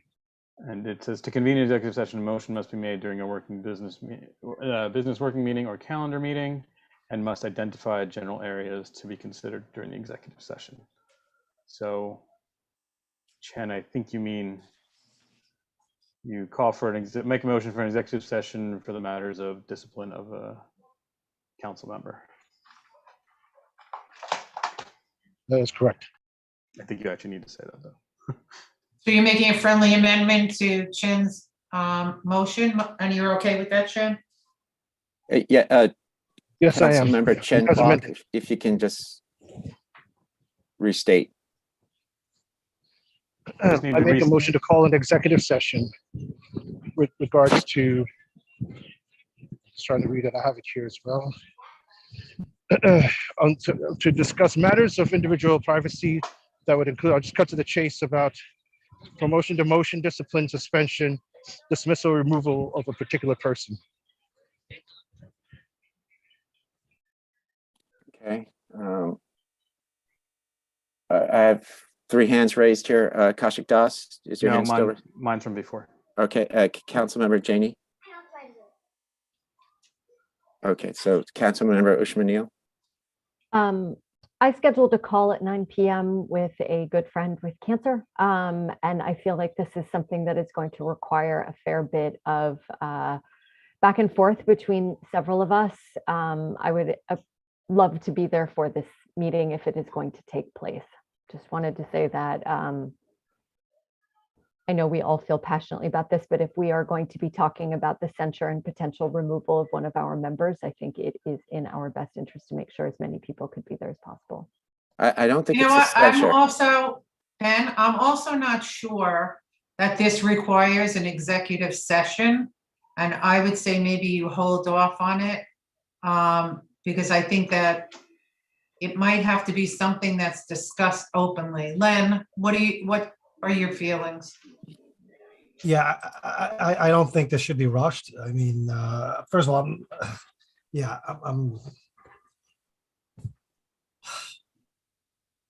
I would like Face to weigh in on it. I think it's serious. Because you know, I, in my experience, this is typically something that's done openly. I mean, and I go back to what happened when Maud was removed as president, as an example of something similar in some ways. Oh, that was done as a resolution. And there was also a clear procedure in the bylaws, I think, for doing that. Councilmember Janey? You have your hand raised. I would want guidance from legal on this. All right, Councilmember Janey, we can't hear you. I'm sorry, I'm looking for the specific section in the bylaws. But what it basically states is that a member can call an executive session for, you state kind of generally what the issue is. It needs to be voted by majority, which is 6 people, to hold the session. And then at that session, which does not need to be public, they discuss in more detail the issue at hand. I'm looking for the specific where it was in the bylaws, but I don't think that was the issue. I think the issue was whether or not it's appropriate to call an executive session for this particular situation. That was my question, not not the process for calling it, but whether or not it's appropriate. okay, let me, all right. Okay. Councilmember Morgan, can I just say, I'm going to withdraw my motion for executive session. I do agree we need to discuss this in public so that all our families can watch this discussion so that we all know what happened. So I think it's better to be done in public, and I will reserve, my right to write a resolution about this, even if we don't have a bylaw. I think we don't need to have a bylaw and code of conduct to clearly see this really egregious action. So, and I'd urge all fellow council members to condemn this, because this will happen again and again, and then our families will be harassed and discouraged from speaking. Thank you. Okay, so Councilmember, you've withdrawn it. And you had seconded, Councilmember Kushik Das, it's withdrawn. Is that okay with? I don't want it withdrawn. I think actually Chen was offering her a gracious way out. She's offered an apology as a way out, and I think he was offering her a way out in letting it be discussed privately instead of publicly. But if she refuses both of those, then that's her right. But I am not withdrawing it at this time. I will take a second. You will have to make a motion on that. I make a and with respect to Jennifer Greenbat, I don't think Chen was asking for removal of an officer, or sorry, a council member. I think he was just asking for discipline, and I'll clarify my motion. But with all due respect, I don't care what FACE or legal has to say about the matter. I think it's clearly within our bylaws, and I think FACE will intervene in. I don't know what new FACE administration is like, but I haven't necessarily been impressed with the unbiasedness of FACE in the past at the higher levels. So to the extent that we have independence and we have it in our bylaws, I think it doesn't actually matter what they have to say on the matter. So I will make a resolution. I make a motion to convene an executive session expressly for the purposes of discipline of a council member. Is there a second on that motion?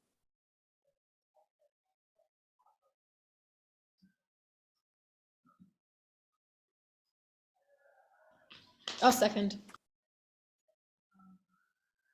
All right. All right. So now I guess we discussed this motion. Lupe Hernandez, Councilmember Lupe Hernandez, you have your hand up raised. Yeah, I had my hand up regarding the original motion that has been rescinded, although the second one is quite similar. I will just point out that there were a few of us on our last check-in with FACE, and this exact concern was brought up to FACE liaison. And I believe both Michelle and Jennifer made it clear that there was no particular, there was no violation. And I will say that I have seen council members of the past put on social media addresses and names of council members and parents. And I feel that is far more detrimental than the quote that has been brought up. And I think that it's a bit hypocritical that some of the council members that are raising this issue are some of the biggest culprits in other CEC meetings with violations in regard to the chancellor to D. And I am glad that it passed because I have seen a big change and shift of their behavior. So I will just put that out there, that it was addressed with face. It was not an issue. And far worse things were said about parents, me included, from council members via Zoom chat, as well as public speaking time and social media. So just like to point that out. And I've spoken at great lengths with the ethics officer of DOE in regards to social media. And there are clear guidelines and none of them were violated in this regard. I just want to, Ben, if this is okay, I just want to clarify that I don't recall what Michelle said, but I certainly didn't rule on it because I don't even have all the facts and I don't even know what was said. So I'd have to look at all the information before I would even comment on it. And it wouldn't be my decision anyway. I'm not an attorney, even though I think I am sometimes. Thank you. Councilmember Chen Kwok, you have your hand raised, or you just removed it? No, Councilmember. I need to go into the subway, so I'll accept whatever you guys vote on the executive session. If you vote yes, I will vote yes on it, and I will discuss this more at a future calendar meeting. How does that work, Councilmember Greenblatt? Can he vote yes ahead of time, or I mean, Councilmember Jennifer Greenblatt? Can a council member vote before a vote? No, he needs to vote when the vote is taking place. Okay. All right.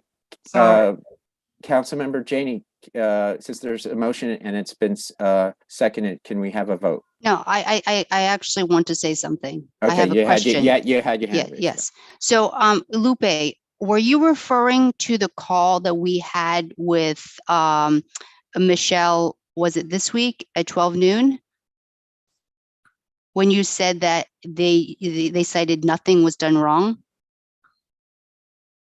I am referring to the check-in at 12 o'clock on Tuesday, this past Tuesday, and it was brought up asking if there was any violation.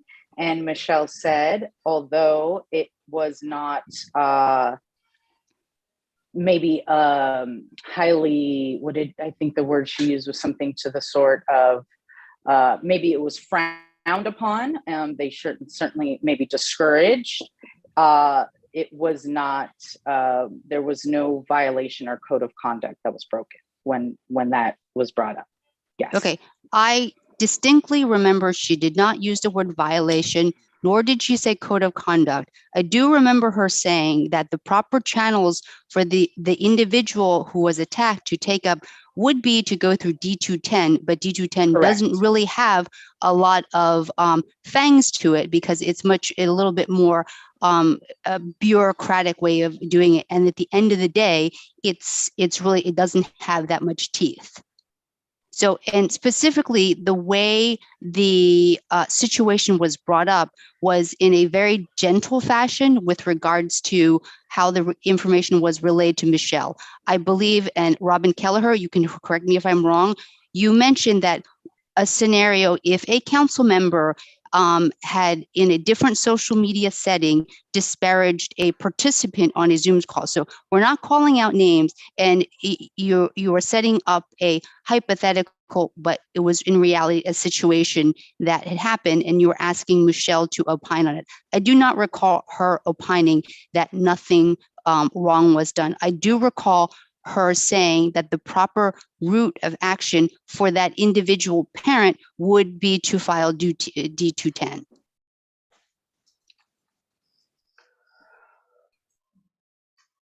Okay, I would agree with Janie's recollection. That is true. Yes. Council member Janie, I was on the call and I think I agree with your interpretation. Michelle Chang said she could not be on today, but I'm sure if we need further clarification, but I do agree that's what she had said with your interpretation. Councilmember Kaushik Das, yes? Right, but this has nothing to the point. They just that is the whole point. Face potentially will disagree with what to do here, as might legal, which as we pointed out before, legal's opinion on this stuff is not binding on the council. It is just that legal opinion. We're not required to follow it unless we might behoove us to follow it if it's regarding a particular law we're breaking, but we are not required to follow a legal opinion from anyone, including DOE legal or any other lawyer. Again, we're not asking for the removal of an officer, which is what D210 is more in charge of. Every council has rules to self-police.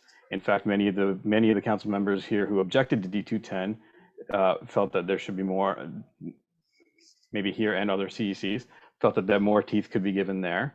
We're not even asking for anything major. We offered ways out by the way of apology, and we did not go to the extreme or I did not in any case, and I'm asking only for disciplinary action, which can be decided at a later date. And we're allowing something to be some degree of it being put off the hook, so it's not shared publicly. So again, that's why the motion still stands, and it really doesn't matter what Face or legal has to say in the matter. We have it in our bylaws. We may vote on it, and you may disagree and vote against it, but the motion stands. Motion is on the floor. Is this a comment with regards to the motion, Lupe? Because you've. Okay. If not, then Daniela Igorov, council member. Apologize, I was putting my son to sleep. Can somebody just repeat for me the motion that we're voting on? And I'm sorry again. Okay. Bear with me, let me pull up the language. I made a motion to convene an executive session for the express purpose of disciplining a particular person, in this case, a council member, which is in our bylaws. Be in an executive session. To convene an executive session. All right. I'll second.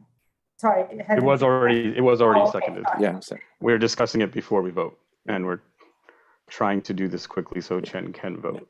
And council member Hernandez, Lupe Hernandez, yes. All right. It's fine. It's okay. I mean, I would like to point out that things have been said about parents from council members on our CEC as well as other CECs as well as PEP. In fact, at the last calendar meeting, council member disparaged a student with disabilities who spoke at the PEP meeting, and no one. I mean, I feel that if a parent feels that they were violated, they have that right to file a complaint through the chancellor's D210. But I think that if we're going to sit here and hold every council member accountable for what they've said or done and ask for an apology, I would ask for Kushek to offer an apology for the student with disabilities and the parent that he disparaged and accused of using their child in a very I mean, it was extremely inappropriate. So I mean, waste of time, honestly. I have an answer to that, but I think we lost Chen's vote because. All right. Let's council member Janey, if you can call for a vote on the motion. Voting, call for an executive session. Yay, nay, or abstain. Robin Broshi. I vote yes. I'm on. I vote yes. Okay, we're not to you yet, but we're noted. Okay, Robin Broshi, yay, nay, or abstain. Nope. Kaushik Das. Yes. Daniela Igorov. Yes. Lupe Hernandez, No. Robin Kelleher, Yes. Chen Kwok. Yes. Ben Morden, Yes. Ushma Neal, No, and I need to leave, so I'll Okay. be gone right after this. Lim Pong Sim. Yes. Leonard Silverman, No. Lily Wu. Yes. Okay. Okay. The motion passes with 7 yeses and 4 nos. Okay. I will have to, since the motion passed, I will have to, since I've never participated in an executive session, I will have to confirm how to organize that, and then set a date for that, which is it's a closed session. Okay. Councilmember Kaushik Das, you have your hand raised. That's from before, though I would like to respond to one of Lupe's comments, but up to you to how you want to. You can respond. She called. To be clear, I disparaged no student. I said the actions of his parent was a complaint that other parents had made. And I actually didn't even disparage that. I said parents were uncomfortable with it. I am uncomfortable with it. And that if we had and because of that, I didn't want children presenting at our meeting because I thought there was a way for it to be similarly misused. And I'm allowed to have the opinion that that is a misuse if it's in regards to how it applies to how we conduct our business. So I think you are, again, taking what I said out of context, but it was absolutely applicable. And it was for I think rules are differently applied for CEC members than parents. Okay. This your hand raised, Lupe Hernandez, and then I'd like to move on. Yeah, I'm just curious. I wanted to ask Jennifer Greenblatt, is this, would the executive session require, being that it's not a public meeting, would it require for us to meet in person if it's past the open meeting law extension date? Or is this something we could do virtually, regardless of the date and time? Whatever open meeting laws apply at the time, I believe would apply to this too. I don't know the answer to that. But it's not an open meeting. So, isn't the executive session? Sorry, go ahead. I was just going to clarify because I'm basically what I'm asking is, would we have to meet in person if this is after that date or after the extension? I don't have the answer to that, Lynn.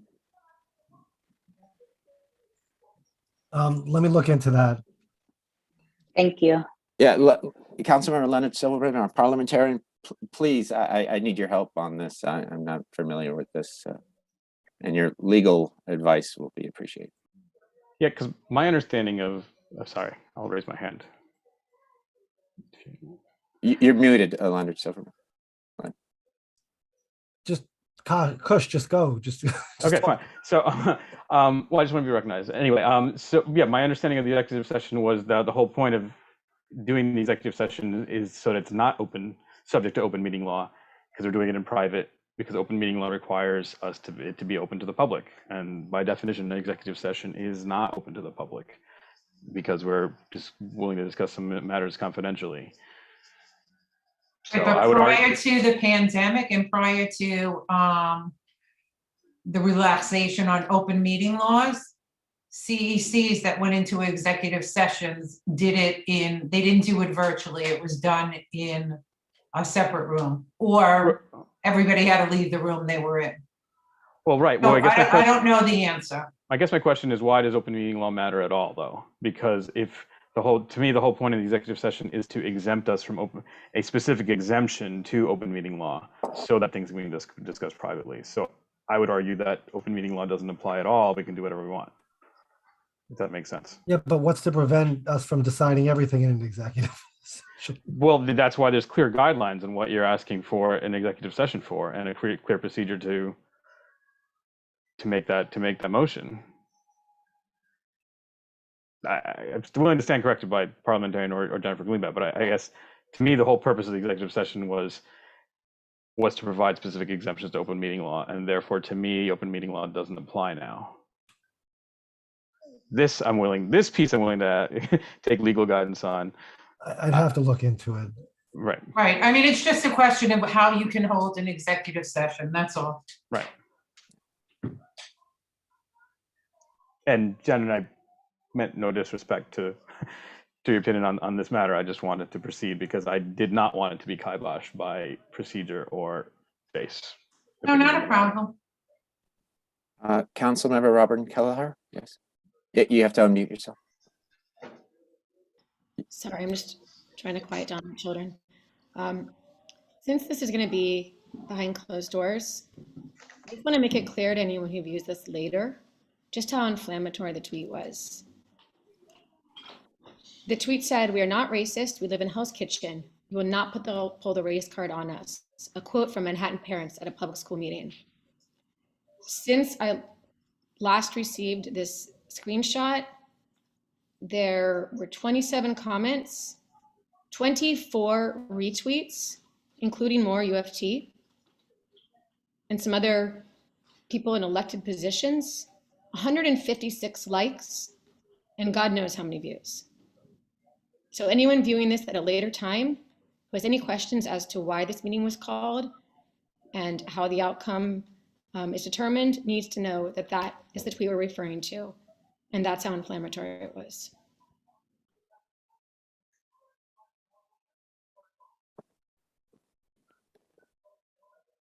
All right.